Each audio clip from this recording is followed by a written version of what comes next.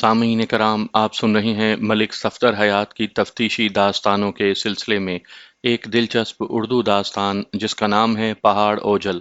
मुझे उम्मीद है आपको मेरी ये काविश पसंद आएगी। आपने अगर अभी तक मेरा चैनल माय वॉइस सब्सक्राइब नहीं किया तो अभी मेरे चैनल को सब्सक्राइब करके बेल नोटिफिकेशन ऑन कर लीजिए ताकि आने वाली हर नई कहानी की इत्तला बर वक्त आप तक पहुंच सके। बाज लोग बड़े अजीब हैं। वो अचानक आपके सामने आकर कोई ऐसी हरकत करते हैं कि आप चौंक जाते हैं। उनको देखकर एक नामालूम सा तजस्सुस जाग उठता है और जब वो जबान खोलते हैं तो फिजा में सनसनी सी फैल जाती है। ना चाहते हुए भी आप पूरी तवज्जो से उसकी बात सुनने पर मजबूर हो जाते हैं। जमा भी एक ऐसा ही किरदार था। वो माह जुलाई के इख्तितामी अयाम थे। सावन अपने जोबन पर था। रात को सोने के लिए लेटो तो बारिश हो रही है, सुबह आंख खुले तो बारिश मौजूद, और दिन भर भी गाहे बगाहे ये अपनी शक्ल दिखाने से बाज नहीं आ रही। मामूलाते जिंदगी बुरी तरह मुतासिर होकर रह गए थे। ऐसी ही एक बरसाती शाम में मैं थाने में बैठा हुआ था कि जमा मुझसे मिलने आ गया। अगर वो 5-10 मिनट लेट हो जाता तो मैं कमरे से उठकर अपने क्वार्टर में जा चुका होता। कांस्टेबल बासित ने कमरे में आकर मुझे बताया, मलिक साहब, एक बंदा आपसे मुलाकात करने आया है। बरसती बारिश में ये कौन मुझसे मिलने आ गया? मैंने सवालिया नजर से बासित की जानिब देखा। लगता है कोई संगीन मामला ही है, वरना ऐसी इमरजेंसी की क्या जरूरत थी?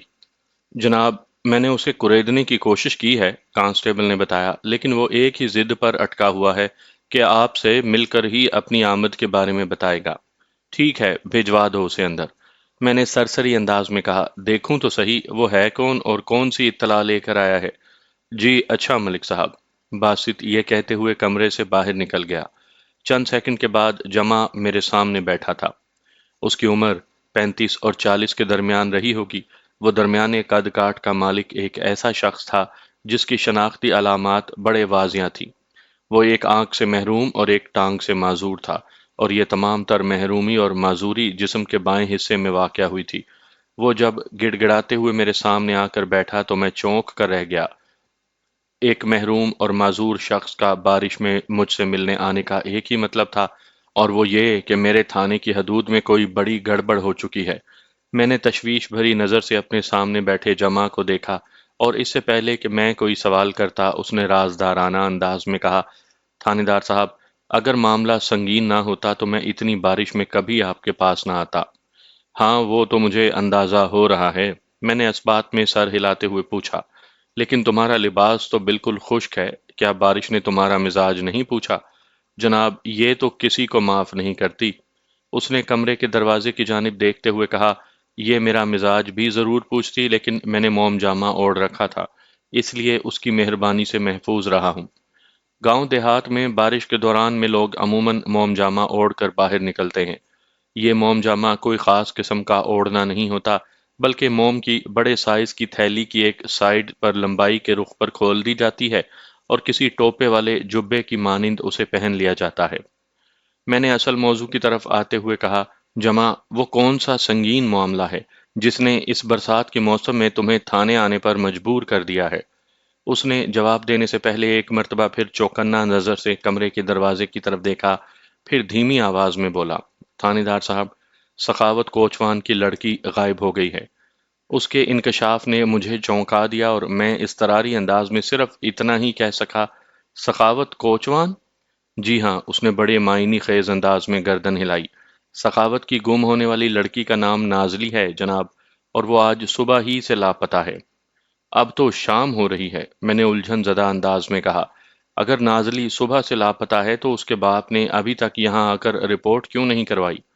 एक वजह तो ये है बारिश, थानेदार साहब, वो आवाज़ दबा कर बोला, और दूसरा सबब इज्जत वगैरह का मामला हो सकता है। सखावत अपने तौर पर नाज़ली को तलाश करने की कोशिश कर रहा है। अभी तक ये खबर आम नहीं हुई, बस मुझे कहीं से पता चल गया है। सखावत की ख्वाहिश है कि वो इस वाक़े की धूम मचने से पहले ही किसी न किसी तरह नाज़ली को ढूंढ निकाले, ताकि फिर गांव वालों और ख़ुसूसन ख़ानदान वालों को ये ना बताना पड़े कि नाज़ली कहाँ गई थी और उसे कहाँ से तलाश किया गया। मैं गहरी सोच में डूब गया, फिर जमा की आंखों में देखते हुए इस्तफसार किया, तुम्हारा इस मामले से क्या ताल्लुक है? کچھ نہیں جناب، وہ اپنی اکلوتی آنکھ سے مجھے دیکھتے ہوئے بولا، میں تو جی بس ہمدردی میں آپ کو یہ سنسنی خیز اطلاع دینے آ گیا ہوں۔ کس کی ہمدردی میں؟ میں نے پوچھا، سخاوت کوچوان کی یا پولیس کی ہمدردی میں؟ دونوں ہی کی سمجھ لیں سرکار، وہ ٹھہرے ہوئے لہجے میں بولا۔ اگر آپ کی کوشش سے سخاوت کی لڑکی مل جائے گی تو اس میں دونوں ہی کا فائدہ ہے نا۔ نازلی خیر خیریت سے اپنے گھر پہنچ جائے گی اور آپ کے ریکارڈ میں ایک اور کارنامے کا اضافہ ہو جائے گا۔ تمہاری فرض شناسی نے مجھے متاثر کیا ہے، میں نے گہری سنجیدگی سے کہا، پھر پوچھا، کیا تم ادھر ایمن آباد ہی میں رہتے ہو؟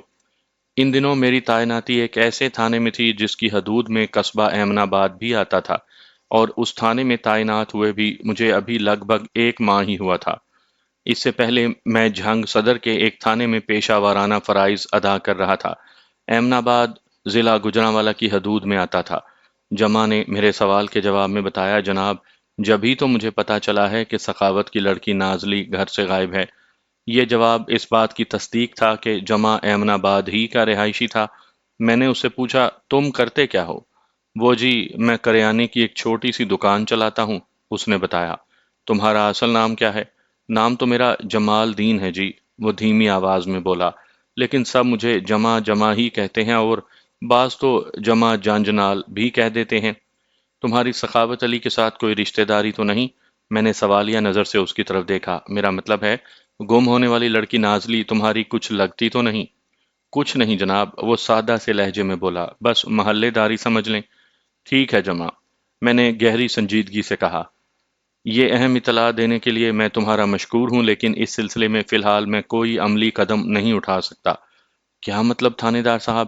وہ تعجب خیز نظر سے مجھے دیکھنے لگا۔ میں نے اس کی چشم یک کے اطمینان کی خاطر کہا، بات دراصل یہ ہے کہ جمع، جب تک نازلی کے گھر والوں یعنی اس کے ورثاء میں سے کوئی تھانے آ کر اس کی گمشدگی کی رپورٹ درج نہ کروا دے، میں نازلی کی تلاش کے لیے قانونی چارہ جوئی نہیں کر سکتا۔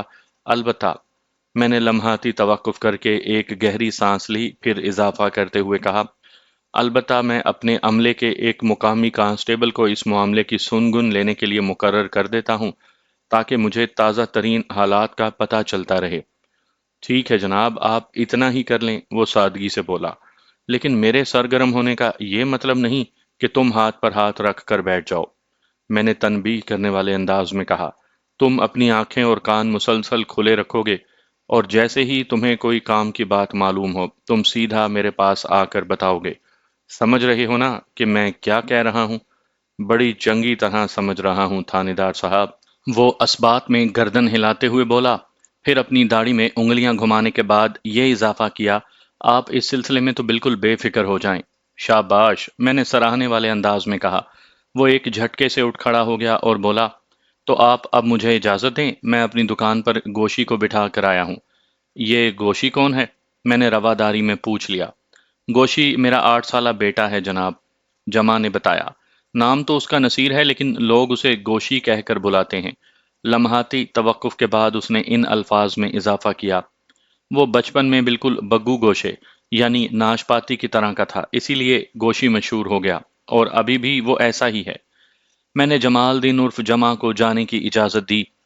وہ جس طرح لنگڑاتے ہوئے میرے کمرے میں داخل ہوا تھا، بالکل ویسے ہی لنگڑاتے ہوئے واپس چلا گیا، اور جاتے جاتے مجھ سے ایک وعدہ بھی لے گیا۔ جب وہ اٹھ کر کھڑا ہوا تھا تو اس نے درخواست آمیز انداز میں مجھ سے کہا تھا، تھانے دار صاحب، میں تو سخاوت کی بھلائی کے لیے آپ کو اطلاع دینے آ گیا ہوں، لیکن میرا نام کہیں نہ ہی آئے تو اچھا ہے۔ میں نہیں چاہتا کہ سخاوت کا دل میری طرف سے میلا ہو۔ وہ جس معاملے کو چھپا رہا ہے، میں اس کو کھولنے والا مشہور ہو گیا تو وہ مجھ سے ناراض بھی ہو سکتا ہے۔ میں تمہاری مجبوری کا خیال رکھوں گا، میں نے تسلی بھرے لہجے میں کہا۔ تم مطمئن ہو کر جاؤ اور مزے سے دکانداری کرو۔ وہ اپنی تشکر سے لبریز اکلوتی آنکھ سے مجھے دیکھنے کے بعد رخصت ہو گیا۔ اس کے جانے کے بعد میں نے کانسٹیبل باسط کو اپنے پاس بلا لیا اور پوچھا، کیا کانسٹیبل نوازش ڈیوٹی پر آ گیا ہے؟ نوازش نامی یہ کانسٹیبل مقامی تھا، یعنی اس کی رہائش ادھر احمد آباد ہی میں تھی۔ وہ آج کل شبینہ ڈیوٹی کر رہا تھا۔ باسط نے میرے سوال کے جواب میں بتایا، نہیں جناب، ابھی تک تو نہیں پہنچا، ٹائم تو ہو گیا ہے، بس آنے ہی والا ہوگا۔ وہ جیسے ہی آئے اسے میرے پاس بھیج دینا، میں نے کہا، ایک بہت ہی ضروری کام ہے اس سے۔ उस लंगड़े ने कहीं नवाजिश की कोई शिकायत वगैरह तो नहीं कर दी? बासित ने टटोलने वाली नजर से मेरी तरफ देखा। हाँ, कुछ ऐसी ही बात है, मैंने गोल मोल जवाब दिया। मलिक साहब, खैरियत तो है ना? उसकी आंखों में तशवीश भर गई। ये लंगड़ा था कौन? क्या तुम इसे नहीं जानते? मैंने पूछा। नहीं जनाब। बासित ने नफी में गर्दन हिलाई। मैंने इसे आज पहली मर्तबा देखा है, लेकिन ये बंदा मुझे बड़ा ही अजीब सा लगा है। अजीब सा? मैंने चौंक कर कांस्टेबल की तरफ देखा। क्या मतलब है तुम्हारा? पता नहीं जनाब। आप मेरी बात को मजाक समझेंगे, वो हिचकिचाहट आमेज अंदाज में बोला, लेकिन मैंने जो देखा है वो मुझे हजम नहीं हो रहा। तुमने ऐसा क्या देख लिया है बासित? मैंने तेज लहजे में इस्तफसार किया। मलिक साहब, जब ये बंदा थाने की इमारत में दाखिल हुआ था तो मैंने उसे बाकायदा लंगड़ाते हुए देखा था। हाँ, वो तो मैंने भी देखा है। मैंने इज़्तरारी अंदाज में कता कलामी की।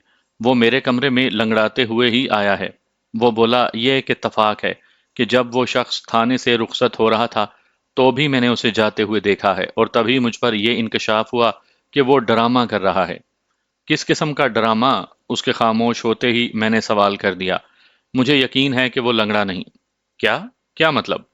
वो जब थाने की इमारत से निकलकर अपने घोड़े की जानिब बढ़ रहा था तो मैंने उसे गौर से देखा है जनाब। बासित इंकशाफ अंगेज लहजे में वजाहत करते हुए बोला। वो चंद कदम तो लंगड़ाहट भरी चाल के साथ आगे बढ़ा, फिर जब वो अपने घोड़े से 8-10 फुट के फासले पर था तो उसकी चाल बिल्कुल नॉर्मल हो गई। वो उचक कर घोड़े की पीठ पर सवार हुआ और घोड़े को चलाते हुए जीटी रोड की तरफ बढ़ गया था। उसी वक्त आपने मुझे अपने पास बुला लिया और मैं ये ना देख सका कि वो आगे किस सिमत गया है। बासित एक ऐसी बात बता रहा था जिसे नजरअंदाज करना मुमकिन नहीं था। अगर जमा एमनाबाद ही का वसैनिक था तो फिर उसे जीटी रोड की जानिब जाने की क्या जरूरत थी? उसने मुझे बताया था कि वो अपनी करियाने की दुकान खुली छोड़कर आया था, इसीलिए उसे वापसी की भी जल्दी थी, लिहाजा उसे तो फिलफौर अपनी दुकान पर यानी एमनाबाद के अंदरूनी हिस्से की तरफ जाना चाहिए था।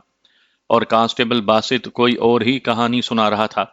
ये भी तो हो सकता है कि तुम्हें देखने में कोई मुगालता हुआ हो, मैंने बासित की आंखों में झांकते हुए कहा। बारिश के सबब उसकी चाल में तेजी आ गई हो और तुम्हें यूं महसूस हुआ हो जैसे वो लंगड़ा नहीं रहा, बल्कि किसी सेहतमंद टांगों वाले इंसान की तरह चलकर अपने घोड़े की जानिब बढ़ा हो। सवाल ही पैदा नहीं होता मलिक साहब, वो पूरे यकीन से बोला। मेरी आंखें धोखा नहीं खा सकती। मैंने जो भी देखा आपको बता दिया। मेरी बात का यकीन करें या ना करें, यह आपकी मर्जी है जनाब। ठीक है, मैं उस बंदे को चेक करूंगा, मैंने मामले को समेटते हुए कहा। तुम अब जाओ और नवाजिश जैसे ही थाने पहुंचे उसे फौरन मेरे कमरे में भेज देना। Okay sir. वो मुझे सलूट करके वापस चला गया। मैं दरअसल नवाजिश को अपने पास बुलाकर सखावत अली की गुमशुदा बेटी नाजली के बारे में इस्तफसार करने का इरादा रखता था। जमा की इतला के मुताबिक नाजली आज सुबह ही से गायब थी। नवाजिश चूंकि अहमदाबाद ही का रहने वाला था, लिहाजा नाजली की गुमशुदगी के हवाले से उससे ज्यादा मोतबर खबर कोई और नहीं दे सकता था, जबकि वो दिन भर घर में भी रहा था।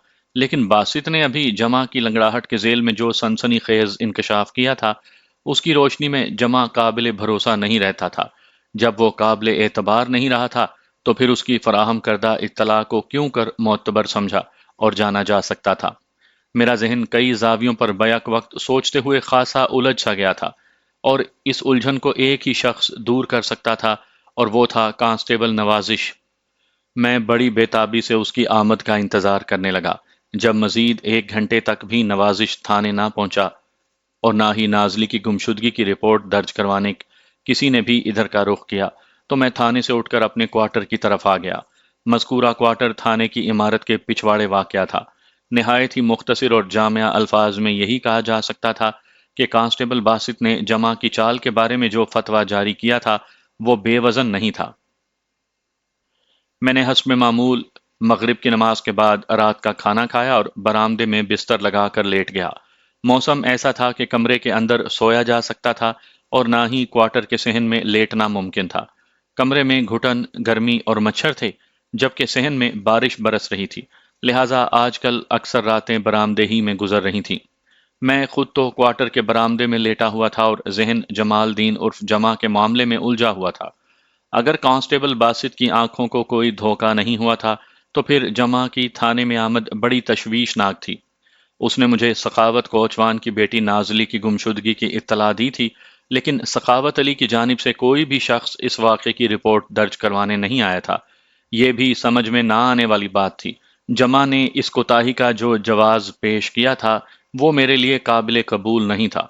ان لمحات میں ان خطوط پر بھی سوچ رہا تھا کہ اگر سخاوت کوچوان کی بیٹی نازلی گھر سے غائب نہیں ہوئی تھی تو پھر کہیں جمع مجھے غلط معلومات فراہم کر کے اپنا کوئی پوشیدہ مقصد تو حاصل نہیں کرنا چاہتا تھا۔ کانسٹیبل باسط کے حیرت انگیز انکشاف نے جمع کی ذات کو شک کی دبیز چادر میں لپیٹ کر رکھ دیا تھا۔ وہ سامنے ہوتا تو میں اس یک چشم ڈیڑھ ٹانگ شخص سے اپنے مطلب کی بات چٹکی بجاتے میں اگلوا لیتا۔ میں اسی ادھیڑ بن میں تھا کہ کوارٹر کے دروازے پر دستک کی آواز ابھری۔ میں نے لیٹے لیٹے چونک کر دروازے کی جانب دیکھا۔ بارش کا سلسلہ وقتی طور پر رک گیا تھا، تاہم ہلکی پھلکی بوندا باندی جاری تھی۔ فوری طور پر میرے ذہن میں یہی خیال آیا کہ سخاوت کی طرف سے نازلی کی گمشدگی کی رپورٹ درج کروانے کوئی تھانے پہنچا ہوگا۔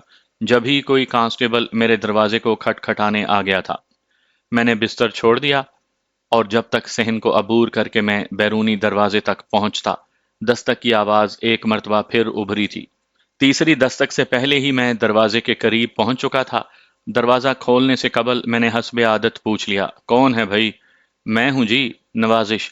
دوسری جانب کانسٹیبل نوازش کی جانی پہچانی آواز ابھری۔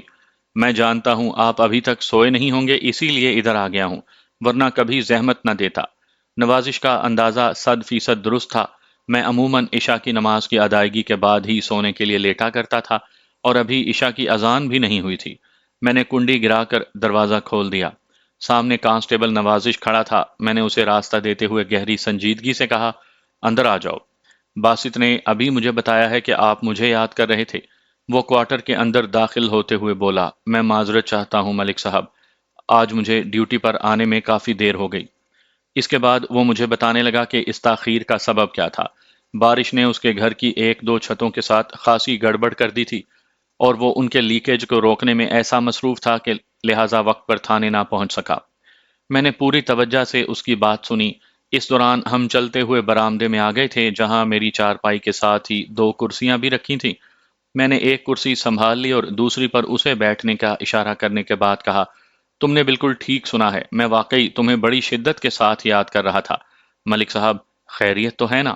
وہ کرسی پر بیٹھتے ہوئے پریشانی سے بولا۔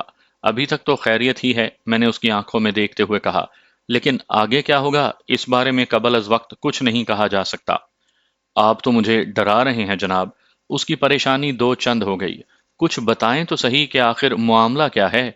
کچھ نہیں، بلکہ میں پورا معاملہ ہی تمہارے سامنے کھول دیتا ہوں۔ میں نے ٹھہرے ہوئے لہجے میں کہا، پہلے تو مجھے یہ بتاؤ کہ باسط نے تمہیں کیا کہانی سنائی ہے؟ اس نے تو یہی بتایا ہے کہ آج شام میں ایک کانا اور لنگڑا گھڑ سوار تھانے آیا تھا۔ نوازش نے الجھن زدہ لہجے میں جواب دیا۔ اس شخص نے آپ سے میری کوئی شکایت کی ہے، اسی لیے آپ مجھ سے ملنا چاہتے ہیں۔ یہ وہ کہانی ہے جو میں نے باسط کو ٹالنے کے لیے سنائی تھی، میں نے گہری سنجیدگی سے کہا، جبکہ حقیقت اس کے برعکس ہے۔ اور حقیقت کیا ہے ملک صاحب؟ اس کی پریشانی منزل بہ منزل عروج کی طرف جا رہی تھی۔ وہ گھڑ سوار تھا کون؟ میں تو کسی لنگڑے اور کانے شخص کو نہیں جانتا۔ اس کی بات نے مجھے چونکنے پر مجبور کر دیا۔ میں نے اضطراری لہجے میں پوچھا، نوازش، کیا تم ایمن آباد میں نہیں رہتے ہو؟ رہتا ہوں جی۔ وہ متذبذب نظر سے مجھے دیکھنے لگا۔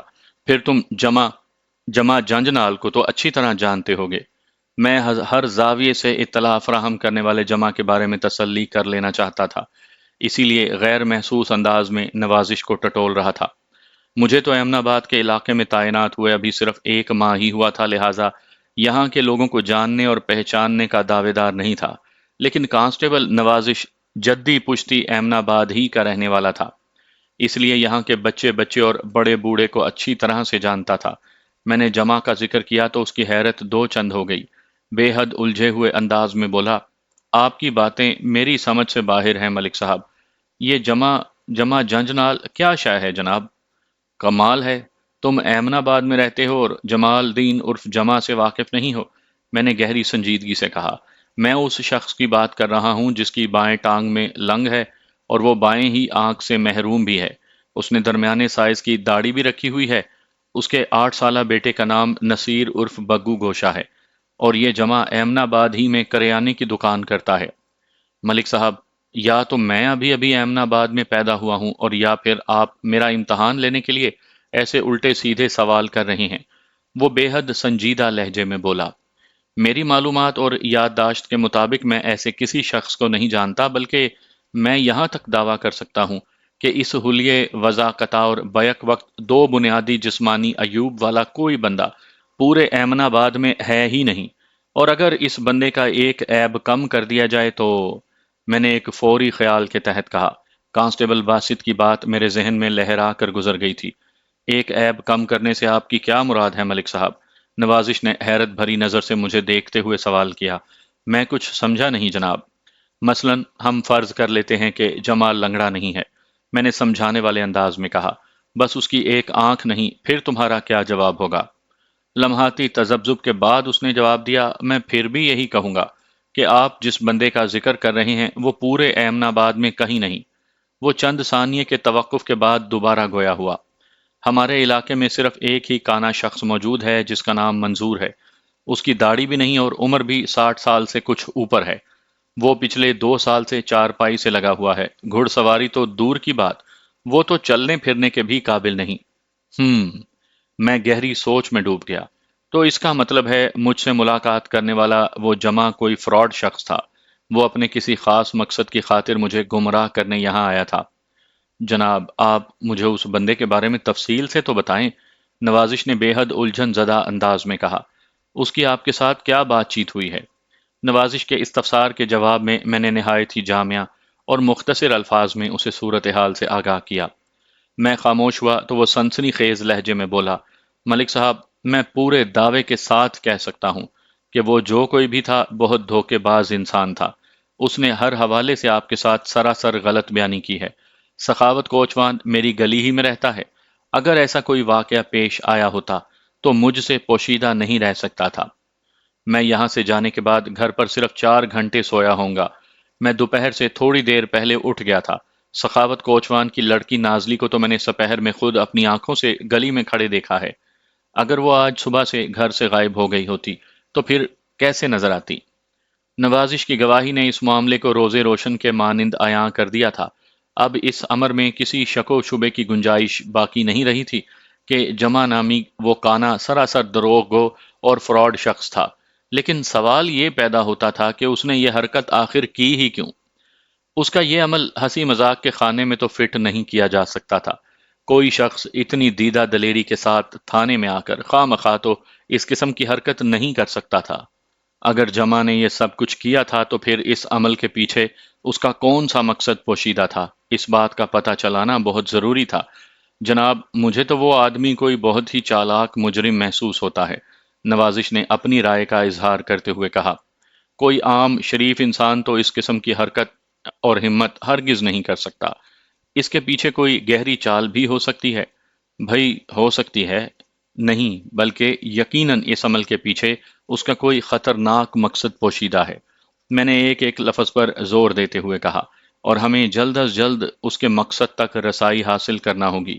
وہ کیسے ملک صاحب؟ وہ چونک کر مجھے دیکھنے لگا۔ میں نے ٹھہرے ہوئے لہجے میں کہا، وہ ایسے کہ آئندہ 15-20 منٹ میں میرے اور کانسٹیبل نوازش کے درمیان جمال دن عرف جمع کے عزائم اور مقاصد کے حوالے سے خاصی سنجیدہ گفتگو ہوئی، اور یہ طے پایا گیا کہ اگلی صبح کو ہم اس شخص کو ڈھونڈ نکالنے کے لیے کیا لایا عمل اختیار کریں گے۔ وہ شخص لنگڑا تھا یا نہیں، اور اس کا نام بھی جمع ہی تھا یا کچھ اور، یہ بات اتنی اہم نہیں تھی۔ میرے لیے سب سے زیادہ قابل توجہ امر یہ تھا کہ اس نے یہ سارا ڈرامہ آخر کس مقصد کے حصول کے لیے رچایا تھا۔ اس کا مقصد جو بھی تھا، لیکن مجھے قوی یقین تھا کہ میں بہت جلد اس کے عزائم کی تہہ تک پہنچ جاؤں گا۔ اگر یہ حرکت اس کا کوئی مذاق تھا تو یہ مذاق اسے بہت مہنگا پڑنے والا تھا، اور اگر یہ مذاق نہیں تھا تو پھر بھی کسی صورت اس کی اب خیر نہیں تھی۔ جلد یا بدیر میں اسے ڈھونڈ نکالتا، پھر اس کا جو بھی حشر ہوتا وہ پورا ایمن آباد دیکھتا۔ اگلی صبح بڑی ہنگامہ خیز تھی۔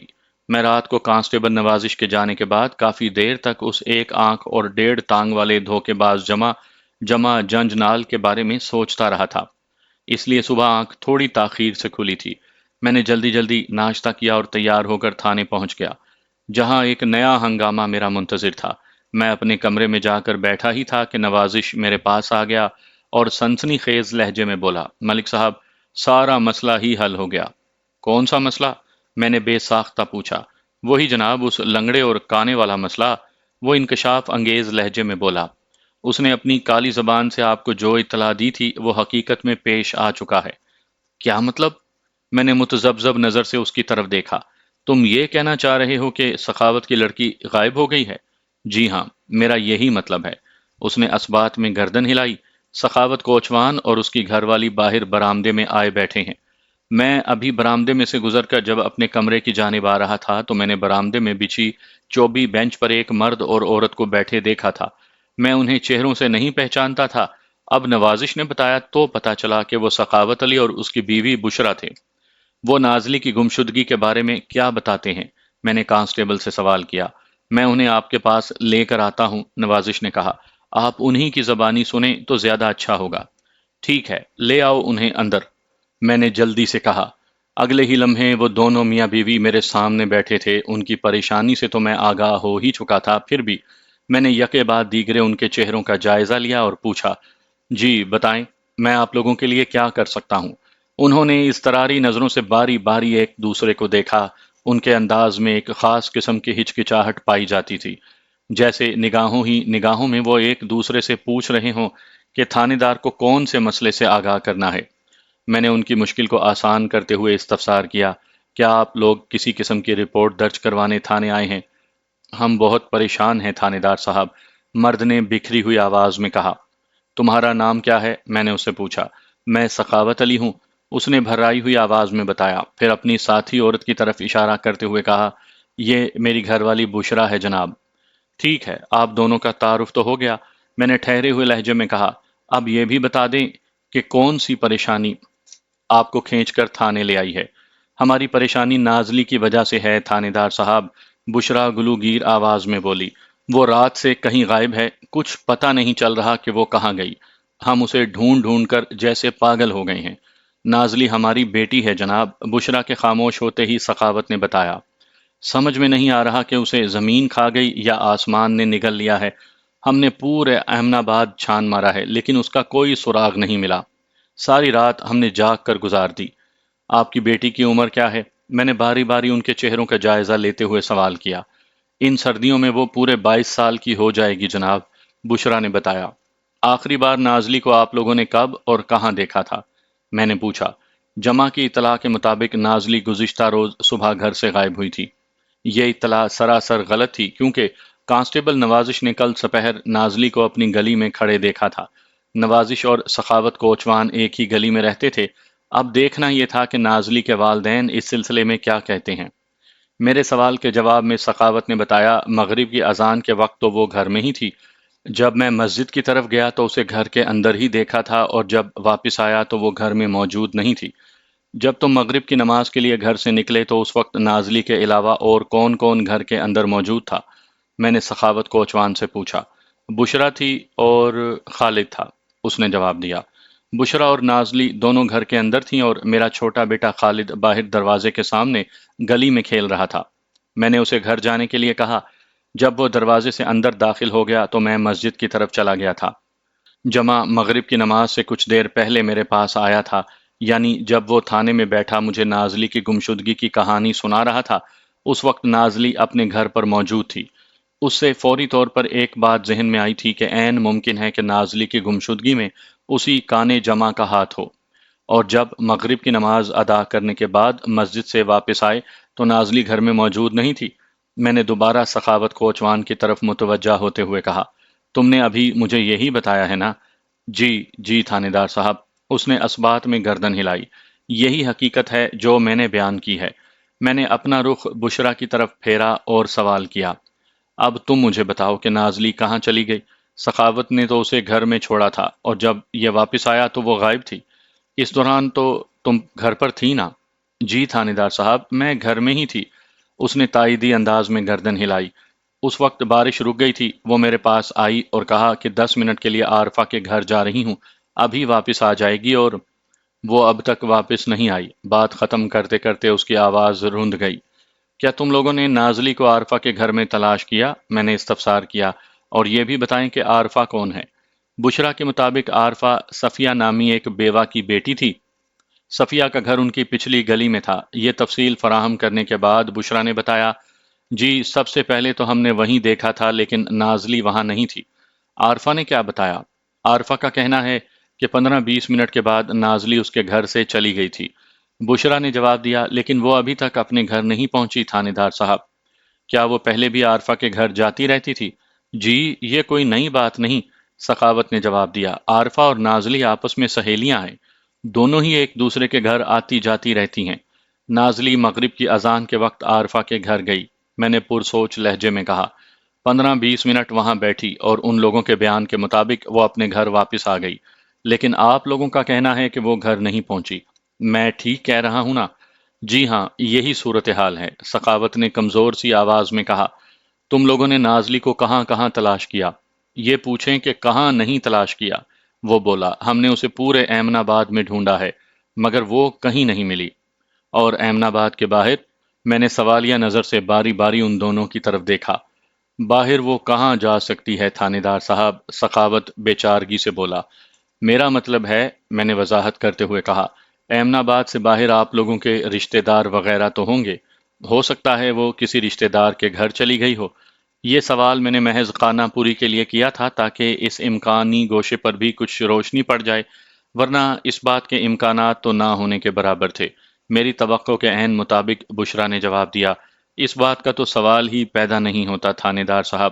وہ بڑے مضبوط لہجے میں بولی، آج تک وہ اکیلی کہیں نہیں گئی۔ اگر اسے ایمن آباد سے باہر کہیں جانا بھی تھا تو وہ ہمیں بتاتی، اس طرح چپ چاپ خود ہی منہ اٹھا کر وہ کہیں نہیں جا سکتی۔ وہ لمحے بھر کے لیے متوقف ہوئی، پھر ایک گہری سانس خارج کرتے ہوئے بولی، مجھے تو جناب یہ کوئی اور ہی چکر لگتا ہے۔ تمہارے ذہن میں کیا ہے؟ میں نے ٹٹولتی ہوئی نظر سے بشرا کی طرف دیکھا۔ کسی نے اغوا؟ وہ اس سے آگے کچھ نہ بول سکی۔ ہم اس پہلو پر بھی بات کریں گے، میں نے گہری سنجیدگی سے کہا۔ پہلے آپ لوگ مجھے اس بات کا جواب دیں کہ ایمن آباد سے باہر آپ کے رشتہ دار اور کہاں کہاں رہتے ہیں؟ بشرا کا تو کوئی رشتہ دار اس دنیا میں ہے نہیں تھانے دار صاحب، سخاوت کوچوان نے بڑی رسان سے جواب دیا، اور میرا بھی صرف ایک بڑا بھائی اور ایک چھوٹی بہن ہے، اس کے سوا کوئی نہیں۔ کیا تمہارے یہ بھائی بہن ادھر ایمن آباد ہی میں رہتے ہیں؟ نہیں جی، سخاوت نے نفی میں گردن ہلائی اور بتایا، بھائی امانت علی تو موزہ ہندو چک میں رہتا ہے اور میری چھوٹی بہن زینت ادھر کاموں کی میں رہتی ہے۔ ہندو چک ایک چھوٹا سا گاؤں تھا جو ایمن آباد کے تقریباً شمال مشرق میں واقع تھا، جبکہ کاموں کی نامی قصبہ ایمن آباد کے جنوب میں واقع تھا۔ اگر گجرانوالہ سے لاہور کی طرف سفر کریں تو اپر چناب نہر عبور کرنے کے بعد قصبہ ایمن آباد آتا تھا، اس کے بعد کاموں کی، پھر مرید کے، شاہدرہ اور دریائے راوی عبور کرنے کے بعد لاہور۔ ایمن آباد، کاموں کی، مرید کے، شاہدرہ سب جی ٹی روڈ پر واقع تھے۔ کاموں کی اور مرید کے غلہ کی منڈیاں بہت مشہور تھیں۔ ہاں بھائی بشرا، میں نے گمشدہ نازلی کی ماں کی آنکھوں میں دیکھتے ہوئے کہا، تمہارے خیال میں نازلی ہندو چک کی طرف گئی ہے اور نہ ہی اس نے کاموں کی کا رخ کیا ہے، بلکہ تم اس رخ پر سوچ رہی ہو کہ شاید اسے کسی نے اغوا کر لیا ہے نا؟ جی جی، اس نے اسباتی انداز میں پلکیں جھپکائیں۔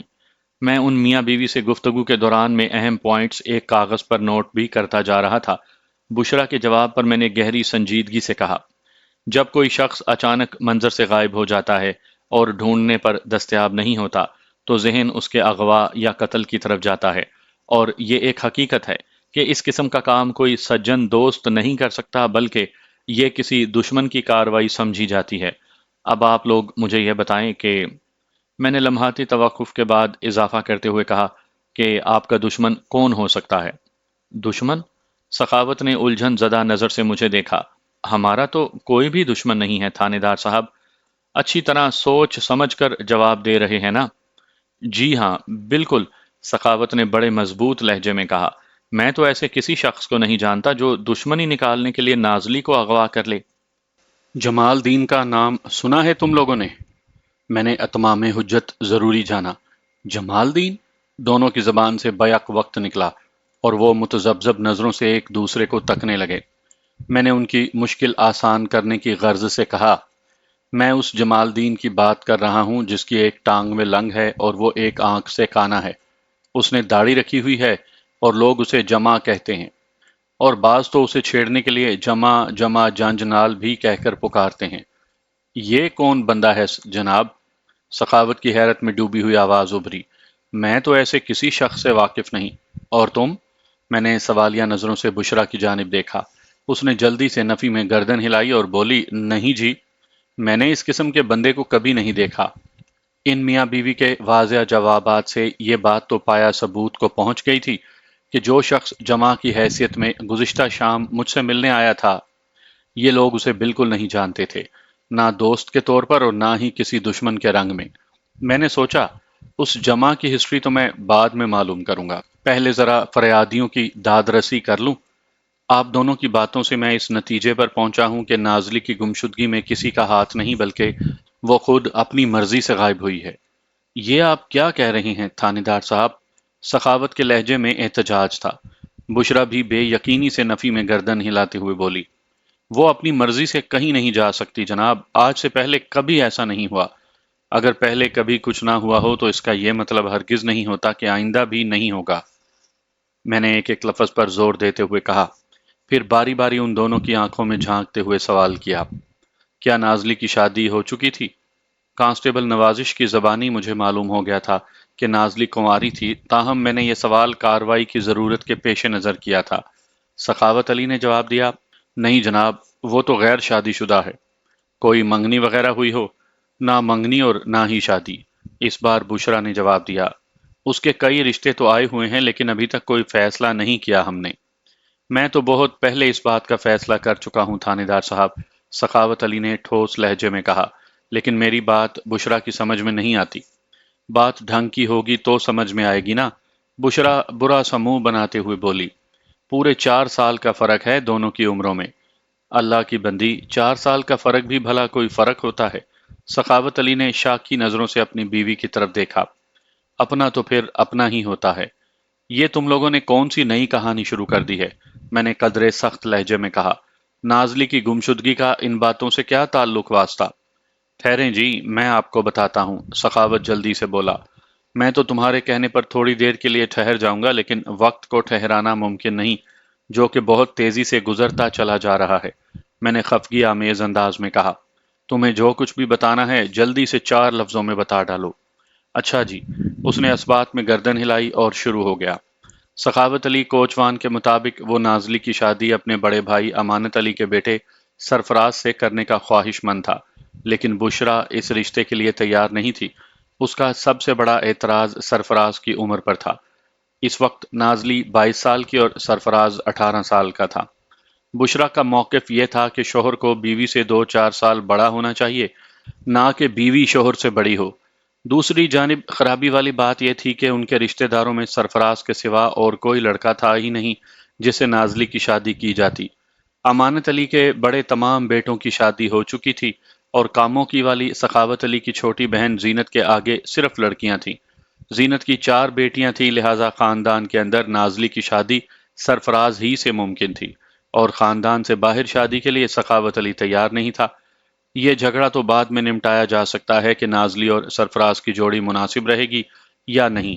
میں نے گہری سنجیدگی سے کہا، آپ مجھے یہ بتائیں کہ نازلی کا سرفراز کے بارے میں کیا خیال ہے؟ وہ تو جی سرفراز کو اپنا چھوٹا بھائی سمجھتی ہے، بشرا نے جلدی سے کہا۔ اس نے کبھی اس حوالے سے تو سوچا ہی نہیں کہ سرفراز سے اس کی شادی بھی ہو سکتی ہے۔ اور نازلی کے لیے جو رشتے آئے ہوئے ہیں، میں نے سوالیہ نظروں سے باری باری ان کے چہروں کا جائزہ لیا، کیا وہ یہیں ایمن آباد ہی کے رہنے والے ہیں؟ جی ہاں، سخاوت علی نے جواب دیا۔ ان لڑکوں کے بارے میں نازلی کی کیا رائے تھی؟ اس نے بتایا نہیں جی، بشرا نے کہا، ہم نے اس حوالے سے نازلی سے پوچھا ہی نہیں تھا۔ میں نے پرسوچ انداز میں کہا، آپ لوگوں سے ایک بہت ہی نازک سا سوال پوچھ رہا ہوں، بہت سوچ سمجھ کر جواب دینا ہوگا۔ کسی قسم کی غلط بیانی سے معاملہ بگڑ بھی سکتا ہے۔ نہیں جناب، ہم آپ سے بالکل جھوٹ نہیں بولیں گے۔ سخاوت علی نے نفی میں گردن ہلائی۔ آپ پوچھیں، کیا پوچھنا ہے؟ میں نے پوچھا، کیا نازلی کسی لڑکے کو پسند کرتی تھی؟ میرے اس سوال پر دونوں نے چونک کر ایک دوسرے کو دیکھا، پھر بیک زبان بولے، نہیں جی، ایسی تو کوئی بات نہیں۔ اچھا۔ میں نے ٹٹولنے والی نظر سے ان کے چہروں پر نمودار ہونے والے تاثرات کا جائزہ لیا، پھر پوچھا، اور کوئی لڑکا اسے پسند کرتا ہو؟ थानेदार साहब, हमारी नाजली के साथ ऐसा कोई मामला नहीं था। सखावत ने दुखी लहजे में कहा। आपको अगर हमारी बात का यकीन ना हो तो अपने कांस्टेबल नवाजिश से भी पूछ सकते हैं। वो हमारी गली में ही रहता है। अगर ऐसी कोई बात होती तो नवाजिश उससे बेखबर नहीं रह सकता। ठीक है, मैं नवाजिश से जरूर इस मामले की तस्दीक करूंगा, मैंने ठहरे हुए लहजे में कहा। तुम लोग अब अपने घर जाओ, मैं तफ्तीश के लिए थोड़ी देर में उधर ही आ रहा हूँ। मुझे नाजली की सहेली आरफा से भी पूछ गुछ करनी है। उन्होंने इत्मीनान से गर्दन हिलाई और मुझे सलाम करके रुखसत हो गए। उनके जाने के बाद मैंने कांस्टेबल नवाजिश को अपने पास बुला लिया। जब बुशरा और सखावत अली मेरे कमरे में आए थे तो मैंने नवाजिश को बाहर जाने का इशारा कर दिया था। वो मेरे सामने आकर बैठा तो मैंने निहायत ही मुख्तसर अल्फाज में उसे उन मियाँ बीवी से होने वाली गुफ्तगू से आगाह किया और आखिर में सवाल किया, अब बताओ, तुम क्या कहते हो बीच इस मसले के? सारे हालात तुम्हारे सामने हैं। मुझे 101% यकीन है मलिक साहब, वो दबे दबे जोश के साथ बोला। नाजली की गुमशुदगी में उसी खबीस काने का हाथ है जिसने आपको अपना नाम जमा बताया था। सारे इशारे तो उसी की तरफ जा रहे हैं, मैंने गंभीर अंदाज में कहा। लेकिन ये बात मुझे हजम नहीं हो रही कि कोई मुजरिम इतना हिम्मत वाला भी हो सकता है कि शाम में आकर थाने आकर मुझे नाजली की गुमशुदगी की इत्तला भी दे और फिर थोड़ी देर के बाद वो नाजली को अगवा भी करके ले जाए। आप इसे दूसरे जाविये से देखें मलिक साहब, वो गहरी संजीदगी से बोला। कौन सा दूसरा जाविया? मैं पूछे बिना न रह सका। उसने बताया, वो काना बहादुर या हिम्मत वाला था या नहीं, हम इस बहस में नहीं पड़ते और फर्ज कर लेते हैं कि वो एक चालाक और होशियार मुजरिम था और इस वारदात में कोई उसका शरीके कार भी रहा था। वो लम्हे भर के लिए सांस लेने को रुका तो मैंने उसे रोकना या टोकना मुनासिब न समझा। अपनी बात को वो आगे बढ़ाते हुए बोला, वो थाने में बैठकर आपको नाजली की गुमशुदगी की कहानी सुनाता रहा और दूसरी तरफ उसके साथ उसने अपना काम कर दिखाया होगा। फिर दोनों तयशुदा प्रोग्राम के मुताबिक कहीं मिले होंगे और अपनी मंजिल की जानिब बढ़ गए होंगे। तुम्हारी इस थ्योरी में अच्छा खासा करंट तो है। मैंने सोचती हुई नज़र से नवाजिश की तरफ देखा।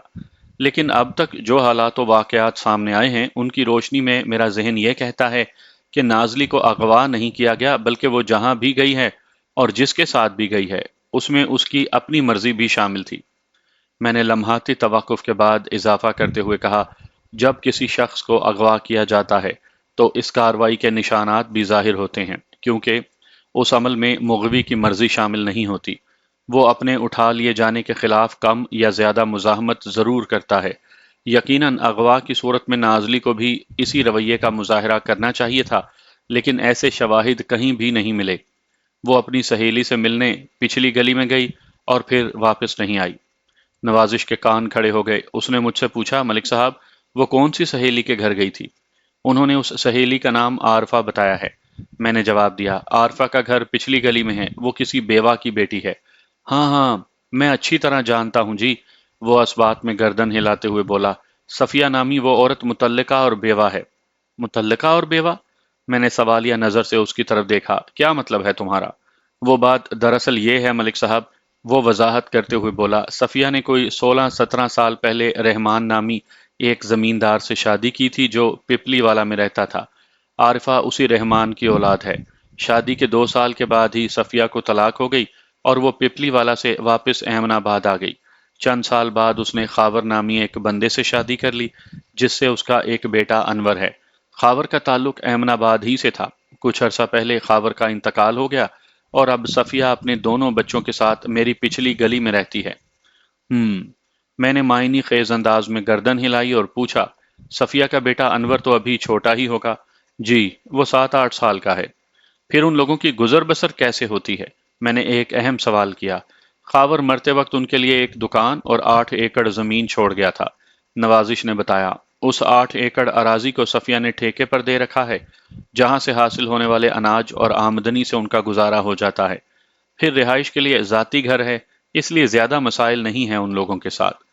ठीक है, मैं बासित को अपने साथ लेकर सखावत कोचवान के घर जा रहा हूँ, मैंने फैसला कुन अंदाज में कहा। तुम इस मिशन पर रवाना हो जाओ जिसके हवाले से हमने रात में गुफ्तगू की थी। मैंने लम्हाती तवक्कुफ करके दरवाजे से बाहर देखा और फिर अपनी बात मुकम्मल करते हुए कहा, अल्लाह का शुक्र है कि आज बारिश को अभी तक बरसना याद नहीं आया, इसलिए ज्यादा से ज्यादा काम निपटा लेने चाहिए।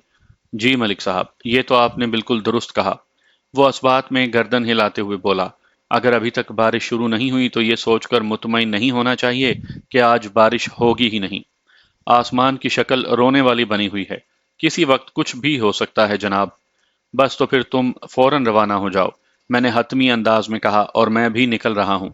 ہمارے درمیان رات والی میٹنگ میں یہ طے ہو گیا تھا کہ آج صبح نوازش گھوم پھر کر کانے گھڑ سوار کے بارے میں معلومات جمع کرے گا۔ اس بات میں تو اب کسی شک و شبے کی گنجائش باقی نہیں رہی تھی کہ وہ یک چشم لنگڑا گھڑ سوار ایمن آباد سے تعلق نہیں رکھتا تھا۔ وہ برستی بارش میں جب مجھ سے ملنے آیا تھا اور مجھ سے مل کر جب وہ واپس گیا تھا تو یقینی طور پر کچھ لوگوں نے اسے آتے اور جاتے ہوئے بھی دیکھا ہوگا۔ کانسٹیبل باسط کے دعوے کے مطابق وہ اپنے گھوڑے پر سوار ہو کر جی ٹی روڈ کی جانب گیا تھا۔ اب مجھے یہ معلوم کرنا تھا کہ وہ جی ٹی روڈ پر چڑھنے کے بعد لاہور کی سمت گیا تھا یا اس نے گجرانوالہ کا رخ کیا تھا۔ گجرانوالہ ایمن آباد کے شمال میں اور لاہور جنوب میں واقع تھا۔ کانے جمع کے بارے میں تحقیق کی ذمہ داری میں نے نوازش کو سونپی تھی۔ سخاوت علی کوچوان کا گھر درمیانے سائز کا تھا۔ میں نے ایک ہی نظر میں اس گھر کا تنقیدی جائزہ لے لیا تھا۔ وہ 3 کمروں اور صحن پر مشتمل ایک روایتی سا دیہاتی مکان تھا۔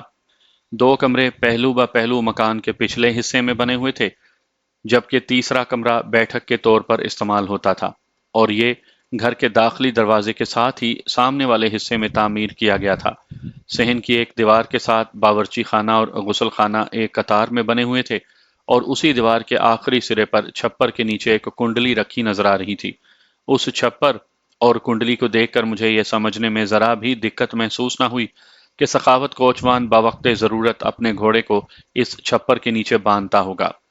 میں نے سخاوت اور بشرا کی رہنمائی میں گھر کا معائنہ کر لیا تو مجھے پتا چلا کہ عقبی دونوں کمروں میں سے ایک میں تو بشرا اور سخاوت نے رہائش اختیار کر رکھی تھی، جبکہ اس کے برابر والے کمرے میں نازلی اور خالد کا بسیرا تھا۔ خالد کی عمر لگ بھگ 10 سال رہی ہوگی۔ ان دونوں بھائی بہن میں صبح و شام تو میں بھی ہوتی رہتی تھی، اور وہ مل کر ایک ساتھ بھی رہتے تھے۔ نازلی کی گمشدگی نے خالد کو اداس کر دیا تھا۔ بیٹھک میں کسی نے ڈیرا نہیں ڈال رکھا تھا، وہ مہمانوں کو بٹھانے اور خاطر تواضع کرنے کے استعمال میں آتی تھی۔ رسمی بات چیت اور پوچھ گچھ کے بعد میں نے سخاوت سے کہا، میں اس کمرے کا معائنہ کرنا چاہتا ہوں جہاں نازلی کا سامان رکھا ہے۔ سامان کیا ہے جی؟ بشرا ٹوٹے ہوئے لہجے میں بولی، ایک سوٹ کیس ہے بس، جس میں وہ اپنے کپڑے وغیرہ رکھتی ہے۔ ٹھیک ہے، میں وہی سوٹ کیس دیکھ لیتا ہوں، میں نے نرمی سے کہا۔ جب سے میرے ذہن میں یہ خیال جاں گزین ہوا تھا کہ نازلی کی گمشدگی میں اس کی اپنی مرضی شامل ہے، اسی لمحے سے میرے اندر رہ رہ کر ایک آواز اٹھتی تھی، اور وہ یہ کہ نازلی تک رسائی حاصل کرنے کے لیے اس کے گھر کے اندر ہی سے کوئی سراغ ملے گا۔ اسی جستجو کے پیش نظر میں نے اس کا سامان دیکھنے کی فرمائش کر ڈالی تھی۔ تھوڑی ہی دیر کے بعد میں سخاوت کوچوان کی میت میں نازلی کے کمرے میں پہنچ گیا۔ وہ ایک عام سا کمرہ تھا، 4 دیواروں والا۔ 2 دیواروں کے ساتھ 2 چارپائیاں بچھی ہوئی تھیں۔ چارپائیاں یقیناً خالد اور نازلی کے لیے تھیں، کیونکہ اس کمرے پر انہی دونوں کا قبضہ بتایا گیا۔ کمرے کی تیسری دیوار میں داخلی دروازہ بنا ہوا تھا، جبکہ چوتھی دیوار کے ساتھ ایک بڑی جستی پیٹی رکھی نظر آ رہی تھی۔ اس پیٹی کے اوپر 2-3 صندوق بھی پڑے ہوئے تھے۔ جستی پیٹی یقیناً لحافوں اور گدوں وغیرہ کے لیے استعمال ہو رہی تھی، اور صندوقوں میں کپڑے ہوں گے۔ سخاوت علی نے ایک سوٹ کیس کی جانب اشارہ کرتے ہوئے مجھے بتایا، تھانے دار صاحب، نازلی کا سامان اس بکسے کے اندر ہے۔ مذکورہ سوٹ کیس ریگزین کا بنا ہوا تھا، جس پر چیک دار رنگین پرنٹ تھا، اور یہ سوٹ کیس جستی صندوقوں کے پہلو میں پیٹی کے اوپر رکھا دکھائی دے رہا تھا۔ اس وقت کمرے میں میرے اور سخاوت علی کے سوا اور کوئی موجود نہیں تھا۔ بشرا بارش کے حوالے سے کسی گھریلو مسئلے میں الجھ گئی تھی، کیونکہ باہر ایک مرتبہ پھر برسات کا سلسلہ شروع ہو گیا تھا۔ میں نے سخاوت علی کو مخاطب کرتے ہوئے کہا، سخاوت، نازلی کے سامان والے سوٹ کیس کو نیچے تو اتارو۔ میں دیکھنا چاہوں گا گم ہو جانے والی لڑکی نے اس کے اندر کیا بھر رکھا ہے۔ اس نے فوراً حکم کی تعمیل کی اور مذکورہ سوٹ کیس کو پیٹی کے اوپر سے اتار کر نازلی کے بستر پر رکھ دیا۔ اسے کھولو، میں نے تحکمانہ انداز میں کہا، اور اس کے اندر موجود سامان کو ایک ایک کر کے باہر نکالنا شروع کرو۔ وہ ایک بار پھر میرے حکم کی تعمیل میں مصروف ہو گیا۔ سوٹ کیس کے اندر زیادہ تر نازلی کے پہننے والے کپڑے ہی رکھے نظر آ رہے تھے۔ سخاوت ایک ایک کپڑا نکال کر مجھے دیتا جا رہا تھا، اور میں اس کپڑے کی تہیں کھول کر اور اچھی طرح جھٹک کر اپنی تسلی کرتا جا رہا تھا۔ پھر میں کلیئر کپڑے کو دوسری جانب رکھ دیتا۔ دیکھتے ہی دیکھتے سوٹ کیس خالی ہو گیا، لیکن ایسی کوئی بھی کام کی اہم شے ہتھے نہ چڑھی جسے میں نازلی کی تلاش میں استعمال کر سکتا۔ سوٹ کیس کے ڈھکنے کے اندرونی جانب جو دو پاکٹس بنی ہوئی تھی، میں نے انہیں بھی کھنگال ڈالا، لیکن نتیجہ وہی ڈھاک کے تین پات۔ اچانک ایک برق رفتار خیال میرے ذہن میں سے گزرا، اور میں بدست خود سوٹ کیس کے ساتھ نبردآزما ہو گیا۔ یہ خیال ان اخبارات کو دیکھ کر میرے ذہن میں پیدا ہوا تھا جو سوٹ کیس کی تہہ میں بچھائے گئے تھے۔ وہ گزری ہوئی تاریخوں کے پرانے اخبارات تھے۔ لوگ عموماً یہ حرکت کرتے ہیں کہ سوٹ کیس، درازوں اور شیلف وغیرہ میں کوئی چیز رکھنے سے پہلے نیچے اخبار وغیرہ بچھا دیتے ہیں۔ نازلی نے بھی اپنے سوٹ کیس میں کچھ ایسا ہی کر رکھا تھا۔ میں نے اضطراری انداز میں وہ اخبارات ہٹا کر دیکھا تو گوہر مقصود میرے ہاتھ لگ گیا۔ ان طے شدہ بچھے ہوئے اخبارات کے نیچے سے دو اہم چیزیں برآمد ہوئیں جنہیں دیکھ کر میں نہ صرف چونک اٹھا بلکہ میرے رگوں پہ میں سنسنی بھی دوڑ گئی تھی۔ ان دو سنسنی خیز اشیاء میں ایک تو طے شدہ ریشمی رومال تھا اور دوسری چاندی کی ایک انگوٹھی تھی۔ چاندی کی اس زنانہ انگوٹھی میں سرخ رنگ کا ایک نگینہ بھی جڑا ہوا تھا جو کسی بھی قیمت پر یا قوت نہیں تھا۔ میری نظر میں وہ کانچ یا پلاسٹک کا ایک ٹکڑا تھا۔ میں نے طے شدہ رومال کو کھول کر دیکھا تو اس کے اندر موجود مسئلے کا حل مجھے صاف نظر آ گیا۔ مذکورہ رومال کے ایک کونے پر رنگین دھاگے کی مدد سے ایک خوبصورت پھول کاڑا گیا تھا، جبکہ دوسرے کونے میں دو دل پہلو بہ پہلو بنے ہوئے تھے۔ ایک دل کے اندر انگریزی میں حرف اے اور دوسرے کے اندر این، وہ بھی کاڑا ہوا نظر آیا۔ دو دلوں کے اندر کڑے ہوئے یہ اے اور این کسی محبت کی کہانی کی جانب اشارہ کرتے تھے۔ یہ رومال چونکہ نازلی کے سوٹ کیس کے اندر سے دستیاب ہوا تھا اور اسے بڑی احتیاط کے ساتھ چھپا کر رکھا گیا تھا، لہٰذا میں بڑے وثوق کے ساتھ کہہ سکتا تھا کہ این کا مطلب تو نازلی ہے، اور اگر میں اے نام والے کسی مرد کو ڈھونڈنے میں کامیاب ہو جاتا تو یہ کیس چٹکی بجاتے میں حل ہو سکتا تھا۔ میرے فوری اندازے کے مطابق چاندی کی وہ انگوٹھی کسی اے نے نازلی کو محبت کے تحفے کے طور پر دی تھی، اور نازلی نے یہ ریشمی رومال اپنی محبت کی نشانی کے طور پر اسی اے کے لیے کاڑا تھا۔ میں نے یہ دونوں چیزیں سخاوت علی کو دکھائیں اور قدرے سخت لہجے میں پوچھا، یہ سب کیا ہے سخاوت؟ میرے ساتھ ہی وہ بھی رومال اور انگوٹھی کو دیکھ چکا تھا۔ میں نے اس کے چہرے اور آنکھوں میں بے پناہ تذبذب اور الجھن کے تاثرات نمودار ہوتے ہوئے دیکھے۔ وہ بڑی ہمت کر کے کمزور سی آواز میں بولا، تھانے دار صاحب، میں اس بارے میں کچھ نہیں جانتا۔ اس معاملے کو تو سمجھ رہے ہو نا؟ میں نے معنی خیز انداز میں ریشمی رومال والے دو دلوں پر انگلی رکھتے ہوئے سوال کیا۔ جی، یہ تو صاف نظر آ رہا ہے۔ ندامت کے بوجھ سے اس کی آواز کھٹ کر رہ گئی تھی۔ جب میں نے پوچھا تھا کہ میں نے ایک ایک لفظ پر زور دیتے ہوئے کہا، نازلی کسی لڑکے کو پسند تو نہیں کرتی تھی یا کوئی لڑکا اس میں دلچسپی تو نہیں لے رہا تھا، تو آپ دونوں میاں بیوی نے صاف انکار کر دیا تھا، ہے نا؟ میں بڑی سے بڑی قسم کھا کر کہہ سکتا ہوں جناب کہ نازلی کے اس معاملے کی مجھے کوئی خبر نہیں تھی۔ وہ روہاسا ہو گیا، پھر شکستہ لہجے میں بولا، ٹھہریں، میں بشرا کو بلا کر لاتا ہوں۔ سوٹ کیس میں سے برآمد ہونے والی اشیاء کو دیکھ کر سخاوت کے چہرے پر خفت اور ندامت کے جو تاثرات ابھرے تھے، وہ ایک فطری رد عمل تھا۔ یہ انکشاف ہی اتنا سنسنی خیز اور خطرناک تھا کہ کسی بھی شریف النفس باپ کو شرمندگی کی دلدل میں دھنسانے کے لیے کافی تھا۔ میں سخاوت کی جذباتی کیفیت اور مجروح احساسات کو بخوبی سمجھ سکتا تھا۔ ان لمحات میں اس نے کسی قسم کی اداکاری کا مظاہرہ نہیں کیا تھا، بلکہ یہ رویہ اس کے دلی جذبات کی سچی ترجمانی تھا۔ بیٹی کے خفیہ معاملے سے آگاہ ہونے کے بعد وہ یکا یک ایک بے بس، لاچار اور بوڑھا باپ نظر آنے لگا تھا۔ تھوڑی دیر کے بعد وہ اپنی بیوی بشرا کو لے کر میرے پاس آ گیا۔ اس دوران میں نے چاندی کی انگوٹھی اور ریشمی رومال کا ہر پہلو سے اچھی طرح جائزہ لے لیا تھا۔ جب میں نے مختصر الفاظ میں بشرا کو تازہ ترین صورتحال سے آگاہ کیا تو وہ جھٹ سے بولی، ایسا کیسے ہو سکتا ہے تھانے دار جی؟ ہو سکتا نہیں بلکہ یہ ہو چکا ہے۔ میں نے ایک ایک لفظ پر زور دیتے ہوئے کہا، سارے ثبوت تمہارے سامنے ہیں، تم اس حقیقت کو کیسے جھٹلا سکتی ہو؟ پر جناب، نازلی تو ایسی لڑکی نہیں تھی۔ میں نے اس کا جملہ مکمل ہونے سے پہلے ہی کہہ دیا، وہ ایسی تھی یا نہیں، اب یہ اتنا اہم نہیں رہا۔ سوٹ کیس کی تہہ سے برآمد ہونے والے یہ واضح ثبوت اسے کسی مشکوک سرگرمی میں ملوث ظاہر کرتے ہیں، یا تو تم اپنی بیٹی کو سمجھ نہیں پائی، اور یا پھر تمہیں سب پتا ہے اور تم جان بوجھ کر نازلی کے اس معاملے پر پردہ ڈالنے کی کوشش کر رہی ہو۔ ایسی بات نہیں ہے جناب، وہ نفی میں گردن ہلاتے ہوئے بولی۔ مجھے اس بارے میں کچھ بھی پتا نہیں۔ آپ کہیں گے تو میں بڑی سے بڑی قسم کھانے کو تیار ہوں۔ تو تمہارے خیال میں یہ انگوٹھی اور رومال میں نے نازلی کے سوٹ کیس میں رکھا تھا؟ میں نے قدرے سخت لہجے میں استفسار کیا۔ میں نے یہ تو نہیں کہا جی، وہ بے چارگی سے مجھے تکنے لگی۔ اس دوران میں سخاوت علی خاموش کھڑا ہم دونوں کے بیچ ہونے والی گفتگو کو سن رہا تھا۔ اس کی نگاہ کبھی میرے چہرے پر اور کبھی بشرا کے چہرے پر ٹھہر جاتی تھی۔ موجودہ صورتحال نے گویا اسے گنگ کر کے رکھ دیا تھا۔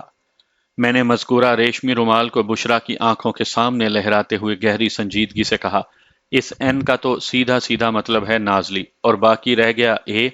مجھے اسی اے کی تلاش ہے۔ میں نے لمحاتی توقف کر کے ایک گہری سانس لی، پھر اضافہ کرتے ہوئے کہا، کوئی ایسا لڑکا جس کا نام الف یا عین سے شروع ہوتا ہو۔ مجھے یقین ہے یہ رومال اور انگوٹھی اسی لڑکے نے نازلی کو دیے ہوں گے۔ ان دونوں کی بیچ محبت والی کہانی چل رہی تھی، اور نازلی کی گمشدگی میں بھی اسی محبت کا عمل دخل ہو سکتا ہے۔ لیکن تھانے دار صاحب، یہ بھی تو ممکن ہے کہ… سخاوت علی کچھ کہتے کہتے اچانک رک گیا۔ میں نے چونک کر اس کی طرف دیکھا اور پوچھا، کیا ممکن ہے سخاوت علی؟ وہ جناب، عارفہ کا نام بھی تو عین سے شروع ہوتا ہے، وہ گہری سنجیدگی سے وضاحت کرتے ہوئے بولا۔ نازلی اور عارفہ بڑی پکی سہیلیاں ہیں اور ان دونوں میں محبت بھی ہے۔ ممکن ہے یہ رومال عارفہ نے ہی نازلی کو تحفے میں دیا ہو۔ تمہاری بات میں وزن ہے سخاوت علی، میں نے اس بات میں گردن ہلاتے ہوئے کہا، لیکن یہ وزن اس قدر نہیں کہ میری سوچ اس سے متاثر ہو جائے۔ بہرحال، میں نے لمحاتی توقف کے بعد اضافہ کرتے ہوئے کہا، میں یہاں سے اٹھنے کے بعد عارفہ کے گھر جا رہا ہوں، میں اسے بھی چیک کر کے دیکھ لیتا ہوں۔ اگر یہ رومال اسی نے نازلی کو دیا تھا تو پتہ چل جائے گا۔ بات ختم کرتے ہی میں اٹھ کر کھڑا ہو گیا۔ بشرا نے جلدی سے کہا، میں بھی آپ کے ساتھ چلتی ہوں جی۔ اس کی ضرورت نہیں بشرا، میں نے قطع کلامی کرتے ہوئے کہا، وہاں میں اکیلا ہی جاؤں گا۔ تم اپنے چھوٹے بیٹے کو میرے ساتھ بھیج دو رہنمائی کے لیے۔ ان کے پاس میرے حکم کی تعمیل کے سوا کوئی چارہ کار نہیں تھا، چنانچہ بے بسی سے مجھے دیکھ کر رہ گئے۔ میں نازلی کے چھوٹے بھائی 10 سالہ خالد کے ہمراہ عارفہ کے گھر کی طرف روانہ ہو گیا۔ بارش کا سلسلہ ہنوز جاری و ساری تھا، تاہم فی الوقت یہ معاملہ محض بوندا باندی تک ہی محدود تھا۔ میں نے بشرا کو اپنے ساتھ لانے سے اس لیے منع کر دیا تھا کہ میں عارفہ سے بالکل علیحدگی میں پوچھ گچھ کرنا چاہتا تھا۔ اگر بشرا اور سخاوت میں سے کوئی موجود ہوتا تو اس بات کا امکان بہرحال رہتا کہ عارفہ مجھے کھل کر کچھ بتا نہ پاتی۔ عارفہ کا گھر چونکہ پچھلی گلی ہی میں واقع تھا، لہٰذا وہاں تک رسائی میں بامشکل 3 منٹ لگے ہوں گے۔ جب خالد نے مطلوبہ مکان کی نشاندہی کر دی تو میں نے اسے بھی واپس بھیج دیا۔ اس کے بعد میرا کام شروع ہوتا تھا، جس کے لیے مجھے کسی کی مدد کی ضرورت نہیں تھی۔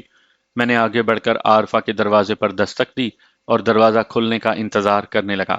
تھوڑی ہی دیر کے بعد میں عارفہ کی بیٹھک میں موجود تھا۔ کانسٹیبل نوازش نے مجھے عارفہ اور اس کے خاندان کے دیگر افراد کے بارے میں جو معلومات فراہم کی تھیں وہ منوً درست ثابت ہوئیں۔ نازلی کی گمشدگی والا معاملہ اب کوئی ڈھکی چھپی بات نہیں رہی تھی۔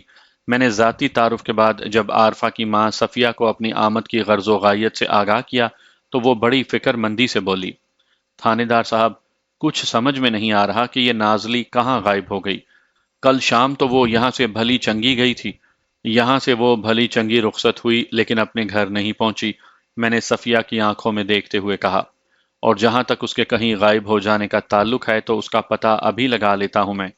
میں نے تھوڑا توقف کر کے معنی خیز انداز میں عارفہ کی طرف دیکھا، پھر اس سے سوال کیا، کیوں عارفہ، میں ٹھیک کہہ رہا ہوں نا؟ مجھے کیا پتہ جی، وہ گڑبڑائے ہوئے لہجے میں بولی۔ عارفہ کی عمر مجھے 15 سال کے قریب بتائی گئی تھی، لیکن ماشاءاللہ اس نے صحت ایسی پائی تھی کہ 18-20 کی نظر آتی تھی۔ اس کی گھبراہٹ کو دیکھتے ہوئے میں نے تیکھے لہجے میں پوچھا، تمہیں کیا پتہ نہیں عارفہ؟ وہ جی، میں یہ کہہ رہی تھی کہ… وہ لڑکھڑاہٹ آمیز لہجے میں بولی، مجھے کیا پتا کہ آپ ٹھیک کہہ رہے ہیں یا غلط؟ میں نے بدستور اس کی آنکھوں میں جھانکتے ہوئے کہا، میں یہ سمجھا کہ تمہیں اس بات کا پتہ نہیں کہ نازلی کہاں غائب ہوئی ہے۔ مجھے اس کا بھی کچھ پتہ نہیں جی، اس نے پلکیں جھپکاتے ہوئے جواب دیا۔ تھانے دار صاحب، آپ تو میری بچی کو اس طرح گھور رہے ہیں جیسے نازلی کو اسی نے کہیں گم کر دیا ہو۔ صفیہ نے الجھن زدہ لہجے میں کہا۔ اگر اس نے گم نہیں بھی کیا تو؟ میں نے صفیہ کی بات کا جواب دیتے ہوئے کہا، تو یہ کم از کم اتنا ضرور جانتی ہے کہ وہ کہاں غائب ہوئی ہے۔ میں نے حالات و واقعات کے پیش نظر تفتیش کے اندھیرے میں اندازی کا ایک تیر چھوڑا تو صفیہ متعجب انداز میں مجھے دیکھنے لگی، پھر قدرے الجھن زدہ لہجے میں استفسار کیا، تھانے دار صاحب، اگر عارفہ کو اس بات کا پتہ ہوتا تو وہ اب تک ضرور بتا چکی ہوتی۔ کل رات ہی سے نازلی کے ماں باپ اس قدر پریشان ہیں کہ بس میں آپ کو بتا نہیں سکتی۔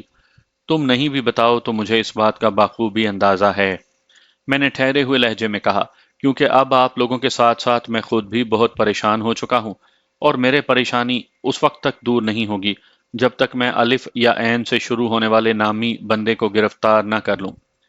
اس وقت میرے عارفہ اور اس کی ماں صفیہ کے سوا بیٹھک میں اور کوئی موجود نہیں تھا۔ عارفہ کا چھوٹا بھائی انور پڑوسی بچوں کے ساتھ انہی کے گھر میں کھیل رہا تھا۔ صفیہ میری وضاحت پر بری طرح چونک اٹھی تھی۔ یہ الف اور عین کا کیا چکر ہے تھانے دار صاحب؟ اس نے حیرت بھرے لہجے میں مجھ سے سوال کیا۔ میں نے نہایت ہی سنجیدگی سے جواب دیا، میری اب تک کی تحقیق اور تفتیش نے مجھے بتایا ہے کہ نازلی اپنی مرضی اور رضامندی سے غائب ہوئی ہے، اور اس کی گمشدگی والے اس عمل میں جس لڑکے نے اس کا ساتھ دیا ہے، اس کا نام یا تو الف سے شروع ہوتا ہے یا پھر عین سے۔ ریشمی رومال اور چاندی کی انگوٹھی کی دستیابی کے بعد نازلی کی گمشدگی کے حوالے سے میرا ایک مخصوص ذہن بن گیا تھا، اور اسی ذہنیت کے تحت میں نازلی کی تلاش کام کو آگے بڑھا رہا تھا۔ لیکن تھانے دار جی، صفیہ نے الجھن بھرے انداز میں کہا، الف اور عین سے شروع ہونے والے نام تو درجنوں بلکہ سینکڑوں ہوں گے۔ آپ کس طرح پتہ چلائیں گے کہ نازلی کی گمشدگی میں کون سا بندہ ملوث ہے؟ اس سلسلے میں تمہاری بیٹی عارفہ میری مدد کرے گی، میں نے گھمبیر انداز میں کہا، پھر عارفہ کی آنکھوں میں جھانکتے ہوئے پوچھا، تم میری مدد کرو گی نا؟ اس کے چہرے پر ایک رنگ سا آ کر گزر گیا، اور اس رنگ نے مجھے بتا دیا کہ میرے اس سوال نے اسے اندر سے ہلا کر رکھ دیا ہے۔ وہ تھوک نگل کر لکنت زدہ لہجے میں بولی، میں کیا مدد کر سکتی ہوں جی؟ مجھے تو کچھ پتا ہی نہیں، وہ کہاں گئی ہے؟ یہ پتا میں خود چلا لوں گا کہ وہ کہاں گئی ہے، میں نے ایک ایک لفظ پر زور دیتے ہوئے کہا۔ تم صرف مجھے یہ بتاؤ کہ الف یا عین والے نامی کس بندے سے اس کا عشق وغیرہ چل رہا تھا؟ عارفہ کے چہرے پر خوف کی پرچھائیاں پھیل گئیں، جس سے مجھے یہ سمجھنے میں دیر نہ لگی کہ میرے اندازے کے مطابق وہ نازلی کی گمشدگی کے بارے میں بہت کچھ جانتی تھی۔ اس کے چہرے کے تاثرات چیخ چیخ کر اس امر کی گواہی دے رہے تھے کہ دال میں کچھ نہیں بلکہ بہت کچھ کالا ہے۔ صفیہ نے بے حد گھبرائی ہوئی آواز میں پوچھا، تھانے دار جی، آپ تو اس طرح بات کر رہے ہیں جیسے نازلی کی گمشدگی کے سلسلے میں کوئی بہت ہی مضبوط ثبوت آپ کے ہاتھ لگ گیا ہو۔ اپنی اس بات سے صفیہ نامی وہ عورت مجھے خاصی سمجھدار اور عقل مند محسوس ہوئی۔ کوئی عام عورت اتنا درست اندازہ قائم نہیں کر سکتی تھی۔ میں نے اس کے استفسار کے جواب میں کہا، ہاں صفیہ، ایسی ہی بات ہے۔ دو ثبوت میرے ہاتھ لگے ہیں، بس عارفہ سے ان کی تصدیق کرنا ہے۔ مجھے یقین ہے عارفہ اس بارے میں بہت کچھ جانتی ہوگی۔ یہ اس کی گہری اور رازدار سہیلی ہے، اس کی محبت سے بھی بخوبی واقف ہوگی۔ عارفہ کی تعاون سے میرا کام آسان ہو جائے گا۔ اس کے بعد میں پہلی فرصت میں نازلی کو ڈھونڈ نکالوں گا۔ کون سے دو ثبوت؟ صفیہ اور عارفہ نے بیک زبان پوچھا۔ میں نے سرے دست ان کے اس سنسنی خیز سوال کا جواب دینا ضروری نہ سمجھا، اور براہ راست عارفہ کی آنکھوں میں دیکھتے ہوئے پوچھا، کیا یہ بات درست ہے کہ کل شام میں مغرب کی اذان سے چند لمحے پہلے گمشدہ نازلی تم سے ملنے یہاں آئی تھی؟ جی ہاں، وہ آئی تھی، عارفہ کے بجائے صفیہ نے تصدیقی انداز میں جواب دیا۔ صفیہ بی بی، میں نے تنبیہی لہجے میں کہا، جب تک میں تم سے کوئی سوال نہ کروں تم بالکل خاموش بیٹھی رہو گی۔ میری بات سمجھ رہی ہو؟ جی، چنگی طرح سمجھ گئی۔ وہ جلدی سے اسبات میں گردن ہلاتے ہوئے بولی، اب میں چپ رہوں گی تھانے دار صاحب۔ شاباش، میں نے ستائشی نظر سے اس کی طرف دیکھا۔ تم ایک تجربہ کار اور بردبار عورت ہو، مجھے تم سے ایسی ہی عقل مندی کے مظاہرے کی توقع تھی۔ صفیہ کے چہرے پر اطمینان جھلکنے لگا۔ میں عارفہ کی جانب متوجہ ہو گیا۔ تمہاری والدہ نے اس بات کی تصدیق تو کر دی کہ گزشتہ شام نازلی تم سے ملنے کے لیے یہاں آئی تھی۔ اب تم مجھے یہ بتاؤ گی کہ کیا وہ خود ہی تمہارے گھر آئی تھی یا تم نے خاص طور پر اسے بلایا تھا؟ اس سوال کا جواب مجھے پہلے سے معلوم تھا، لیکن پھر بھی میں عارفہ کی زبان سے اس کی تصدیق یا تردید چاہتا تھا، کیونکہ آگے آنے والے بیشتر سوالات کا دار و مدار اسی تصدیق یا تردید پر تھا۔ عارفہ نے اس بات میں سر ہلایا اور کہا، جی ہاں، وہ میرے بلانے پر ہی یہاں آئی تھی۔ کیا تم نے اسے کسی خاص کام سے بلایا تھا؟ میں نے پوچھا۔ اس نے جواب دیا، جی ہاں۔ کس کام سے؟ میں نے سوالات کے سلسلے کو آگے بڑھایا۔ وہ جی، میں سرہانے کا غلاف کاٹ رہی تھی، وہ وضاحت کرتے ہوئے بولی۔ کوئی نیا ڈیزائن سمجھ میں نہیں آ رہا تھا، سوچا کہ نازلی سے مشورہ کر لوں۔ میں نے اسی مقصد سے اسے اپنے پاس بلایا تھا۔ تمہاری بات سے تو اندازہ ہوتا ہے کہ نازلی کو سلائی کڑھائی کا بڑا تجربہ تھا۔ جی ہاں، وہ امور خانہ داری کی بہت ماہر ہے۔ لفظ کڑھائی سے میرا ذہن فوراً اس ریشمی رومال کی جانب چلا گیا تھا جو گمشدہ نازلی کے سوٹ کیس میں سے برآمد ہوا تھا۔ میں نے سخاوت علی کے گھر سے نکلتے وقت چاندی کی انگوٹھی اور ریشمی رومال اپنی جیب میں رکھ لیا تھا۔ عارفہ، میں نے اسے مخاطب کرتے ہوئے گہری سنجیدگی سے کہا، جو لوگ کسی بھی ہنر کے ماہر ہوتے ہیں ان کے کام کا اپنا ایک مخصوص انداز ہوتا ہے جو سینکڑوں ہزاروں لوگوں کے کاموں میں بالکل الگ پہچانا جا سکتا ہے۔ میں نے لمحاتی توقف کر کے ٹٹولنے والی نظر سے عارفہ کو دیکھا، پھر سوال کیا، کیا نازلی کی کڑھائی کا بھی اپنا ایک منفرد انداز ہے؟ جی ہاں، بالکل ہے، اس نے اسبات میں جواب دیا۔ ہمارے محلے میں نازلی سے زیادہ صاف کڑھائی اور کوئی لڑکی کر ہی نہیں سکتی۔ گویا تم نازلی کے ہاتھ کے کام کو دور ہی سے دیکھ کر پہچان سکتی ہو، اس نے اسبات میں جواب دیا۔ میں نے فی الحال سوالات کے زاویے کو تھوڑا سا تبدیل کر دیا اور اس کی آنکھوں میں دیکھتے ہوئے پوچھا، سچ سچ بتاؤ عارفہ، نازلی کا کس لڑکے کے ساتھ چکر چل رہا تھا؟ وہ جی، وہ بے حد گھبرا گئی، مجھے کچھ پتا نہیں۔ اس کا مطلب ہے شرافت کی زبان تمہاری سمجھ میں نہیں آئے گی، میں نے خاصے خطرناک انداز میں کہا۔ باقی کی پوچھ گچھ کے لیے تمہیں اپنے ساتھ تھانے لے کر جانا پڑے گا۔ عارفہ سہمی ہوئی نظر سے اپنی ماں کو تکنے لگی۔ صفیہ مجھ سے مخاطب ہوتے ہوئے بولی، تھانے دار صاحب، آپ عارفہ کی صحت پر نہ جائیں، میری بچی بہت ہی حساس اور دل کی کمزور ہے۔ آپ کی خوفناک باتیں کہیں اس کے دماغ پر کوئی الٹا اثر نہ کر دیں۔ مجھے تو کوئی شوق نہیں ہے اسے تھانے لے کر جانے کا، میں نے جذبات سے آری لہجے میں کہا، لیکن اگر یہ مجھ سے تعاون نہیں کرے گی تو پھر مجھے مجبوراً یہ قدم تو اٹھانا ہی پڑے گا۔ آپ کو کس بنا پر یقین ہے کہ نازلی کا کسی لڑکے سے کوئی چکر تھا؟ صفیہ نے ٹھہرے ہوئے لہجے میں مجھ سے پوچھا۔ اور یہ کہ عارفہ ان کے چکر سے بھی واقف ہے؟ میں نے تھوڑی دیر پہلے دو ٹھوس ثبوت ہاتھ لگنے کی بات کی تھی، میں نے اپنی جیب میں ہاتھ ڈالتے ہوئے کہا۔ انہی ثبوت کی بنا پر میں دعوے سے کہہ سکتا ہوں کہ نازلی کسی ایسے لڑکے کی محبت میں گرفتار تھی جس کا نام الف یا عین سے شروع ہوتا ہے۔ سخاوت اور اس کی گھر والی نے اس سلسلے میں کیا بتایا ہے؟ صفیہ نے ایک اہم سوال کیا۔ انہوں نے اس معاملے سے اپنی لا علمی کا اظہار کیا ہے، میں نے صاف گوئی سے کام لیتے ہوئے کہا، اسی لیے نازلی کی رازدار سہیلی سے معلومات حاصل کرنے میں یہاں پہنچا ہوں۔ کیا وہ دونوں ٹھوس ثبوت آپ مجھے دکھا سکتے ہیں؟ صفیہ نے پوچھا۔ بالکل دکھا سکتا ہوں، یہ کہتے ہوئے میں نے اپنی جیب میں سے چاندی کی انگوٹھی نکال لی، پھر اسے صفیہ کی جانب بڑھاتے ہوئے کہا، یہ مجھے نازلی کے سوٹ کیس میں سے ملی ہے۔ صفیہ نے مذکورہ انگوٹھی کو اپنے ہاتھ میں لے کر گھما پھرا کر دیکھا، پھر نفی میں گردن ہلاتے ہوئے بولی، مجھے تو یہ انگوٹھی نازلی کے ہاتھ میں کبھی نظر نہیں آئی۔ خفیہ محبت کی نشانیوں کو استعمال میں نہیں لایا جاتا صفیہ بی بی، میں نے ایک ایک لفظ پر زور دیتے ہوئے کہا، ورنہ محبت کا بھانڈا پھوٹ جاتا ہے۔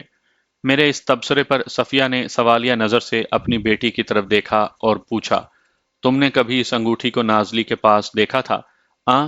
وہ ہچکچا کر خاموش ہو گئی۔ عارفہ، میں نے سخت لہجے میں اسے مخاطب کیا، بالکل واضح جواب دو، ہاں یا نہ۔ جی، مجھے یاد آ رہا ہے کہ نازلی نے ایک بار مجھے یہ انگوٹھی دکھائی تو تھی، وہ پرسوچ انداز میں بولی، لیکن اب یہ یاد نہیں کہ اس انگوٹھی کے حوالے سے اس نے مجھے بتایا کیا تھا۔ عارفہ کا لہجہ اور انداز اس بات کی چغلی کھا رہا تھا کہ وہ دیدہ و دانستہ اپنی سہیلی کے معاملے کو چھپانے کی کوشش کر رہی تھی، لیکن اب میں اسے آسانی سے فرار کی اجازت نہیں دے سکتا تھا۔ یادداشت کو واپس لانے کا فارمولہ بھی ہے میرے پاس۔ میں نے دوسری جیب میں ہاتھ ڈال کر طے شدہ ریشمی رومال نکال لیا اور اسے عارفہ کی جانب بڑھاتے ہوئے کہا، اسے کھول کر دیکھو۔ یہ کیا ہے جی؟ اس نے ہچکچاہٹ آمیز انداز میں وہ طے شدہ رومال میرے ہاتھ سے لے لیا۔ کھول کر دیکھو گی تو 15واں طبق روشن ہو جائے گا، میں نے معنی خیز انداز میں کہا۔ اس میں دور دراز گئی ہوئی یادداشت کو واپس لانے کا فارمولہ بند ہے۔ صفیہ الجھن زدہ نظر سے کبھی مجھے اور کبھی اپنی بیٹی عارفہ کو دیکھ رہی تھی، تاہم میری ہدایت کا خیال کرتے ہوئے اس نے ہمارے بیچ کسی قسم کی مداخلت کی کوشش نہیں کی تھی۔ عارفہ نے جیسے ہی ریشمی رومال کھول کر دیکھا، اسے ایک جھٹکا سا لگا۔ مجھے یہ اندازہ قائم کرنے میں ذرا سی بھی مشکل پیش نہ آئی کہ وہ اس سے پہلے بھی مذکورہ رومال کو دیکھ چکی تھی۔ میں نے اس کی آنکھوں اور چہرے پر شناسائی کے بڑے واضح آثار ابھرتے دیکھے تھے۔ یادداشت واپس آ گئی یا تھانے چلیں عارفہ؟ میں نے سرسراتی ہوئی آواز میں کہا۔ اس رومال میں کیا ہے جی، ذرا مجھے بھی تو پتا چلے۔ صفیہ کی تشویش میں ڈوبی ہوئی آواز ابھری۔ وہ ایک ایسے زاویے پر بیٹھی ہوئی تھی کہ عارفہ کے ہاتھ میں موجود رومال کو پوری تفصیل کے ساتھ نہیں دیکھ سکتی تھی۔ تھانے کے ذکر پر اس کی پریشانی ہوا سے باتیں کرنے لگی تھی۔ میں نے اس کی تشویش کو نظر انداز کرتے ہوئے عارفہ سے کہا، تم نازلی کے ہاتھ کی کڑائی کو دیکھتے ہی پہچان لینے کی دعوے دار ہو۔ اس رومال پر جو کام ہوا ہے اس کے بارے میں تمہارا کیا خیال ہے؟ میں نے لمحاتی توقف کے بعد بڑے سنگین الفاظ میں اضافہ کیا۔ عارفہ، میں تمہیں سچ بولنے کا آخری موقع دے رہا ہوں۔ اگر تم نے کوئی گڑبڑ کی تو پھر سمجھ لو میں سختی کرنے پر مجبور ہو جاؤں گا۔ جی میں نے پہچان لیا ہے، وہ اقرار میں گردن ہلاتے ہوئے بولی۔ یہ کڑھائی نازلی ہی کے ہاتھ کی ہے۔ نازلی نے یہ رومال کس کے لیے کاڑا تھا؟ میں نے پوچھا۔ وہ ہچکچا کر دائیں بائیں ہونے کا ارادہ کر ہی رہی تھی کہ میں نے سخت لہجے میں کہا، کوئی گڑبڑ نہیں عارفہ، میں جانتا ہوں کہ تم نے اس کڑھائی ہی کو نہیں بلکہ رومال کو بھی پہچان لیا ہے۔ تم اس رومال کو نازلی کے پاس پہلے بھی دیکھ چکی ہو، میں ٹھیک کہہ رہا ہوں نا؟ جی، وہ اقراری لہجے میں بولی۔ نازلی نے یہ رومال مجھے دکھایا تھا، اور وہ چاندی کی زنانہ انگوٹھی وہ بھی۔ اب جلدی سے یہ بھی بتا دو کہ چاندی کی انگوٹھی کس نے نازلی کو دی تھی؟ میں نے کہا۔ اور نازلی نے یہ ریشمی رومال کس کو دینے کے لیے کاڑا تھا؟ صفیہ بڑی دیر سے الجھن زدہ سوالیہ نظر سے مجھے دیکھے جا رہی تھی۔ میں نے اس کی تسلی کے لیے نہایت ہی مختصر الفاظ میں ریشمی رومال اور چاندی کی انگوٹھی کے بارے میں بتا دیا۔ میں نے دو دل اور انگریزی حرف این اور اے کی بھی وضاحت کر دی۔ اس نے میری پوری توجہ سے بات سنی اور میرے خاموش ہونے پر عارفہ کی طرف دیکھتے ہوئے تہکمانہ انداز میں بولی، عارفہ، تمہیں جو کچھ پتا ہے صاف صاف تھانے دار جی کو بتا دو، ورنہ یہ تو تمہیں بعد میں تھانے لے کر جائیں گے۔ میں ابھی سے تمہیں کوٹنا شروع کر دوں گی۔ اس بدبخت نازلی نے تمہیں کن چکروں میں ڈال رکھا ہے؟ حقیقت حال سے واقفیت کے بعد صفیہ بڑے جلال میں آ گئی تھی، اور اس کے اس رویے سے میرا کام خاصا آسان ہو گیا تھا۔ جب دونوں جانب سے چڑھائی دیکھی تو عارفہ کی ہمت جواب دے گئی اور اسے اقرار کرتے ہی بنی۔ اس لڑکے کا نام اسلم ہے، وہ سرسراتی ہوئی آواز میں بولی، لیکن سب اسے بھولا کہتے ہیں۔ بھولا؟ صفیہ نے الجھن زدہ نظر سے عارفہ کی طرف دیکھا۔ یہ کون ہے؟ میں تو کسی اسلم یا بھولا کو نہیں جانتی۔ عارفہ کے انکشاف کے بعد اے والا معاملہ تو بالکل صاف ہو گیا تھا، این سے نازلی اور اے سے اسلم، لیکن ابھی بھی مجھے اس سے بہت ساری باتیں پوچھنا تھیں۔ اپنی ماں کے سوال کے جواب میں عارفہ نے بتایا، بھولا کو میں نے بھی نہیں دیکھا، بس نازلی کی زبان ہی سے اس کا نام سنا ہے۔ میں نے عارفہ سے ایک اہم سوال کیا، اس اسلم عرف بھولا کو نہ تو تم نے دیکھا ہے اور نہ ہی تمہاری ماں اسے جانتی ہے۔ اس سے تو ظاہر ہوتا ہے کہ یہ بندہ ایمن آباد کا رہنے والا نہیں۔ کیا میرا اندازہ درست ہے؟ جی، اس نے اسبات میں گردن ہلائی۔ بھولا ادھر کاموکی میں رہتا ہے۔ کاموکی کے نام پر میں چونک اٹھا۔ میری معلومات کے مطابق نازلی کی پھپھی زینت کاموکی میں رہتی تھی۔ میں نے اضطراری لہجے میں عارفہ سے پوچھا، کاموکی میں کس جگہ؟ جگہ کا تو مجھے پتا نہیں جناب، وہ متعاملانہ انداز میں بولی۔ نازلی نے صرف اتنا بتایا تھا کہ بھولا اس کی کاموکی والی پھپھی کے پڑوس میں رہتا ہے۔ تم کتنی گھنی ہو عارفہ، صفیہ نے تیز نظر سے اپنی بیٹی کو گھورا۔ تم دونوں سہیلیاں اتنا خطرناک کھیل کھیل رہی تھی اور مجھے کوئی خبر بھی نہیں۔ اس سے زیادہ گھنی تو وہ نازلی تھی، میں نے صفیہ کی طرف دیکھتے ہوئے کہا۔ اس کے ماں باپ کو تو اس کے کرتوتوں کا کچھ پتا نہیں۔ صفیہ نے تھانے دار بننے کی کوشش کرتے ہوئے عارفہ سے سوال کیا، نازلی اور بھولا کا چکر کب سے چل رہا تھا؟ مجھے ٹھیک طرح سے پتا نہیں، وہ جواباً بولی۔ نازلی نے 2-3 ماہ پہلے ہی مجھے اس کے بارے میں بتایا تھا۔ کیا کل شام میں بھولا یہاں ایمن آباد آیا تھا؟ میں نے عارفہ کے چہرے پر نگاہ جماتے ہوئے استفسار کیا۔ مجھے نہیں پتا جی، وہ بڑے مضبوط لہجے میں بولی۔ مجھے یہ اندازہ لگانے میں کوئی دقت پیش نہ آئی کہ وہ غلط بیانی سے کام نہیں لے رہی تھی۔ اس کے الفاظ اور انداز سے اعتماد جھلکتا تھا۔ میں نے بدستور سنجیدہ لہجے میں پوچھا، کیا اس نے ایسا کوئی ذکر کیا تھا کہ گزشتہ روز بھولا اس سے ملنے کے لیے ایمن آباد آنے والا ہے؟ نہیں جی، اس نے اس بارے میں مجھے کچھ نہیں بتایا تھا۔ تمہیں یہ تو معلوم ہوگا کہ بھولا کبھی یہاں آیا ہو؟ اس نے نفی میں گردن ہلائی اور بتایا، جناب، جہاں تک میں جانتی ہوں یا نازلی نے مجھے جتنا بتایا ہے، اس کے مطابق تو بھولا نازلی سے ملنے یہاں کبھی نہیں آیا۔ یہ جب اپنی پھپھو کے پاس کاموں کی جایا کرتی تھی تو وہاں ان کی ملاقاتیں ہوا کرتی تھیں۔ میں نے گھما پھرا کر اسی حوالے سے مزید دو چار سوالات کیے، لیکن کوئی نیا یا زیادہ حوصلہ افزا نتیجہ برآمد نہ ہوا۔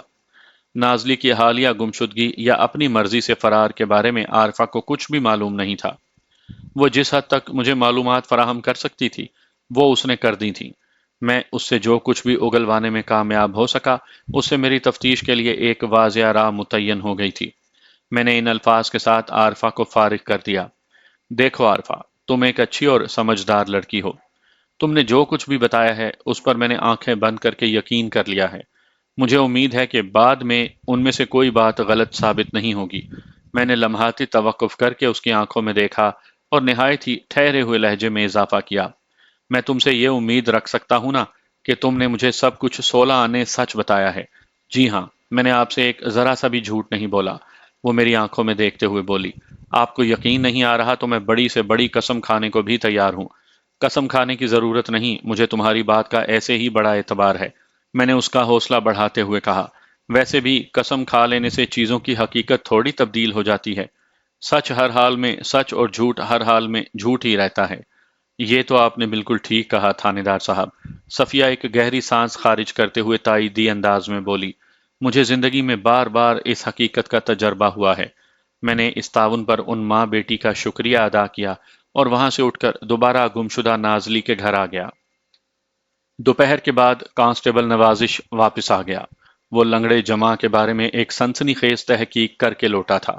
اس نے پورے ایمن آباد میں گھوم پھر کر اور مختلف لوگوں سے پوچھ گچھ کر کے یہ معلوم کر لیا تھا کہ گزشتہ شام وہ کانا گھڑ سوار جمال دین عرف جمع مجھ سے ملاقات کے بعد کس طرف گیا تھا۔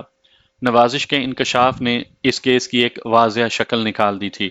اس کے مطابق وہ کانا جمع اپنے گھوڑے پر سوار کاموں کی جانب گیا تھا۔ میں نے صفیہ کے گھر سے اٹھ کر سخاوت علی اور بشرا سے دوبارہ ملاقات کی تھی اور انہیں نازلی کے مصدقہ کارنامے سے بھی آگاہ کیا تھا۔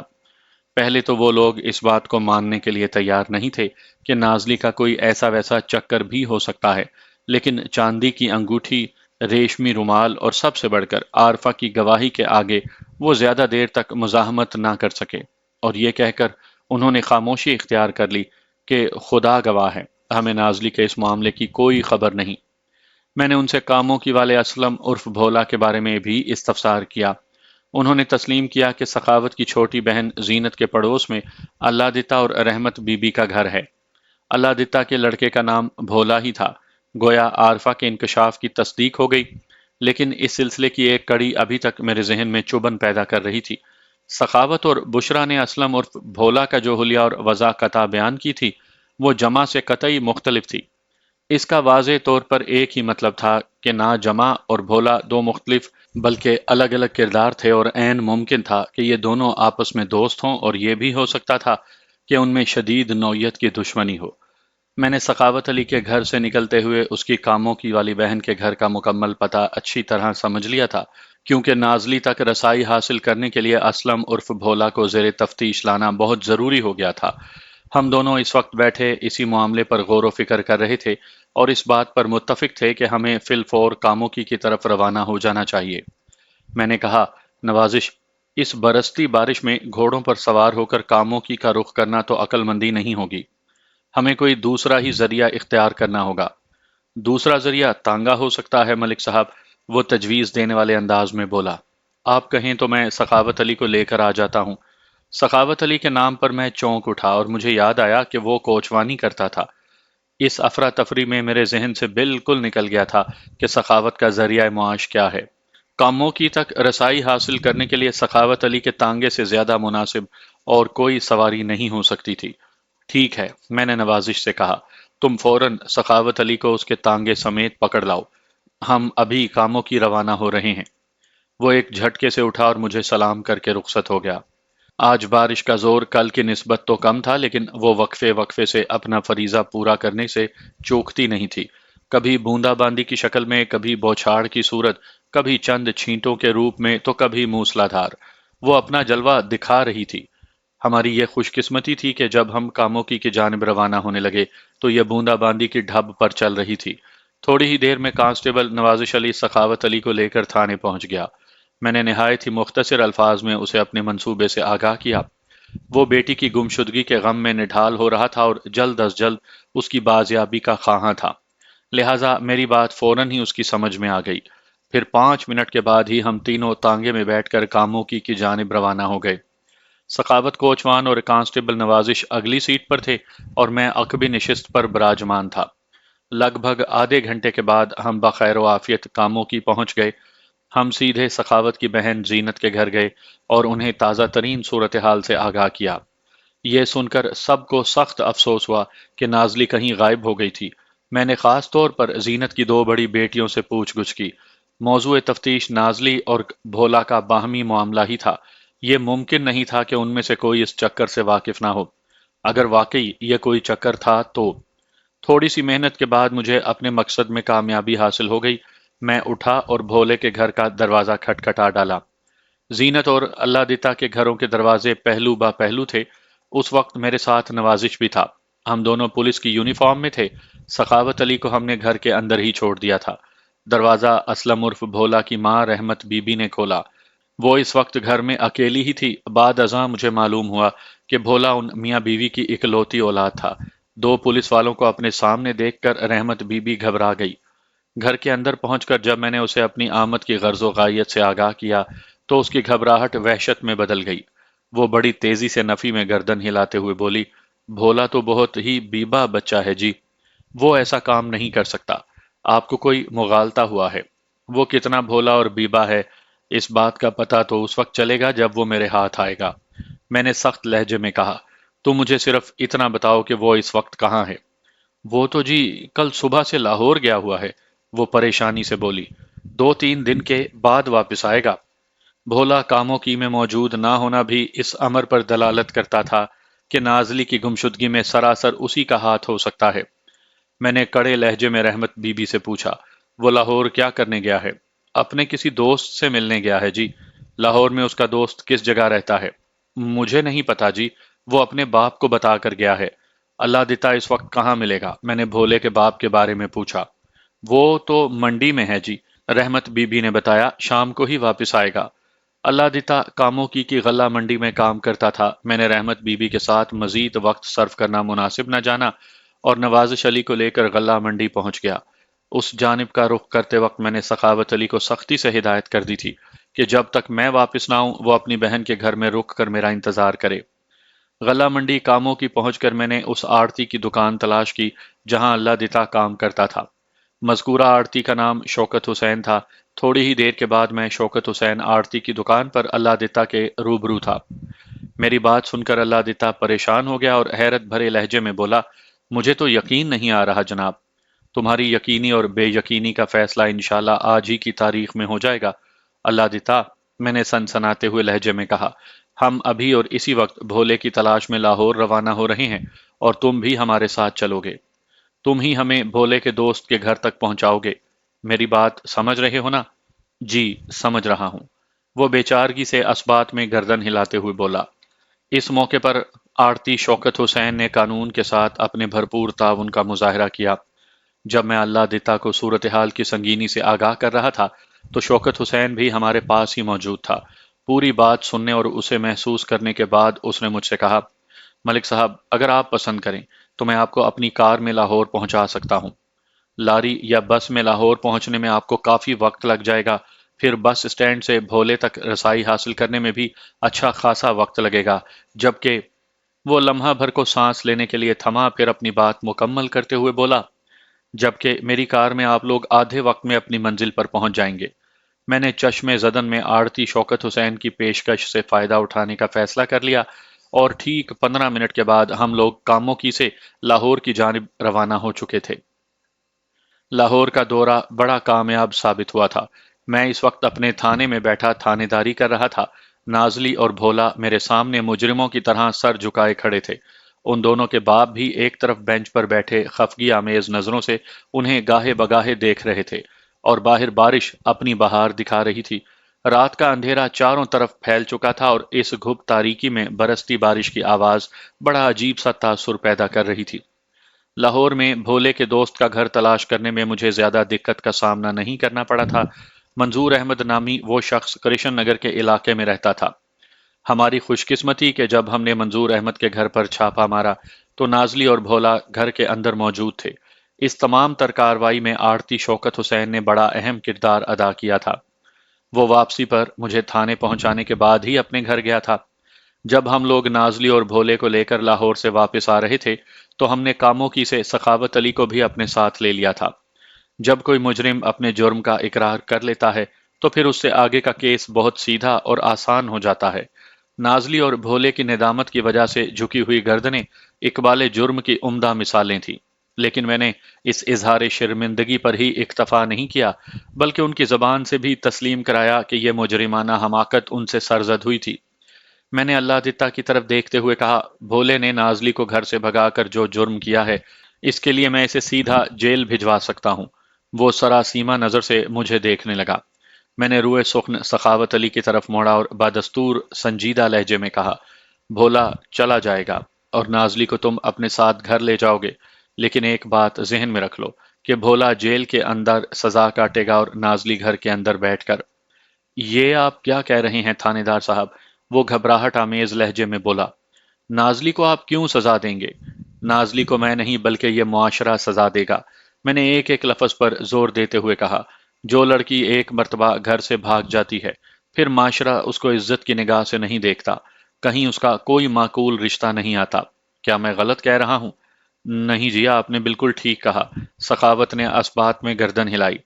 میں نے باری باری دونوں کو دیکھتے ہوئے کہا، اگر آپ لوگ میرے مشورے پر عمل کے لیے تیار ہو جاؤ تو اس پیچیدہ مسئلے کو ادھر تھانے ہی میں حل کیا جا سکتا ہے۔ جی آپ حکم کریں، وہ بیک زبان بولے۔ میں نے ٹھہرے ہوئے لہجے میں کہا، یہ بات تو ثابت ہو چکی کہ یہ دونوں ایک دوسرے سے محبت کرتے ہیں، اگرچہ انہوں نے اپنی محبت کی تکمیل کے لیے بہت ہی غلط قدم اٹھایا۔ میں سمجھتا ہوں کہ اگر ہم سب مل کر ان کی غلطی کو معاف کر دیں تو ان کی زندگی بڑی عزت سے گزر سکتی ہے۔ آپ کا اشارہ ان کی شادی کی طرف ہے؟ اللہ دتا نے سرسراتی ہوئی آواز میں کہا، بالکل، میں یہی کہنا چاہتا ہوں۔ میں نے اس بات میں گردن ہلائی، پھر سخاوت علی کی طرف دیکھتے ہوئے پوچھا، تمہیں نازلی اور بھولے کی شادی پر کوئی اعتراض تو نہیں سخاوت؟ حالات نے ان تمام کرداروں کو ایک ایسے موڑ پر لا کھڑا کیا تھا کہ کسی کی زبان میری تجویز سے انکار کی متحمل نہیں ہو سکتی تھی، لہٰذا ایک ماہ کے اندر ہی دونوں خاندانوں نے میرے مشورے پر عمل کر ڈالا۔ اس موقع پر بھولا اور نازلی کی خوشی دیدنی تھی۔ وہ دل و جان سے میرے احسان مند تھے کہ میں نے دو محبت کرنے والوں کو قانوناً اور شرعاً ایک ڈور سے باندھ دیا تھا۔ چند روز کے بعد کانا جمع دوبارہ میرے پاس آیا اور اس نے ایک دلچسپ کہانی سنائی۔ کبھی فرصت ملی تو یہ کہانی بھی آپ کی خدمت میں ضرور پیش کروں گا۔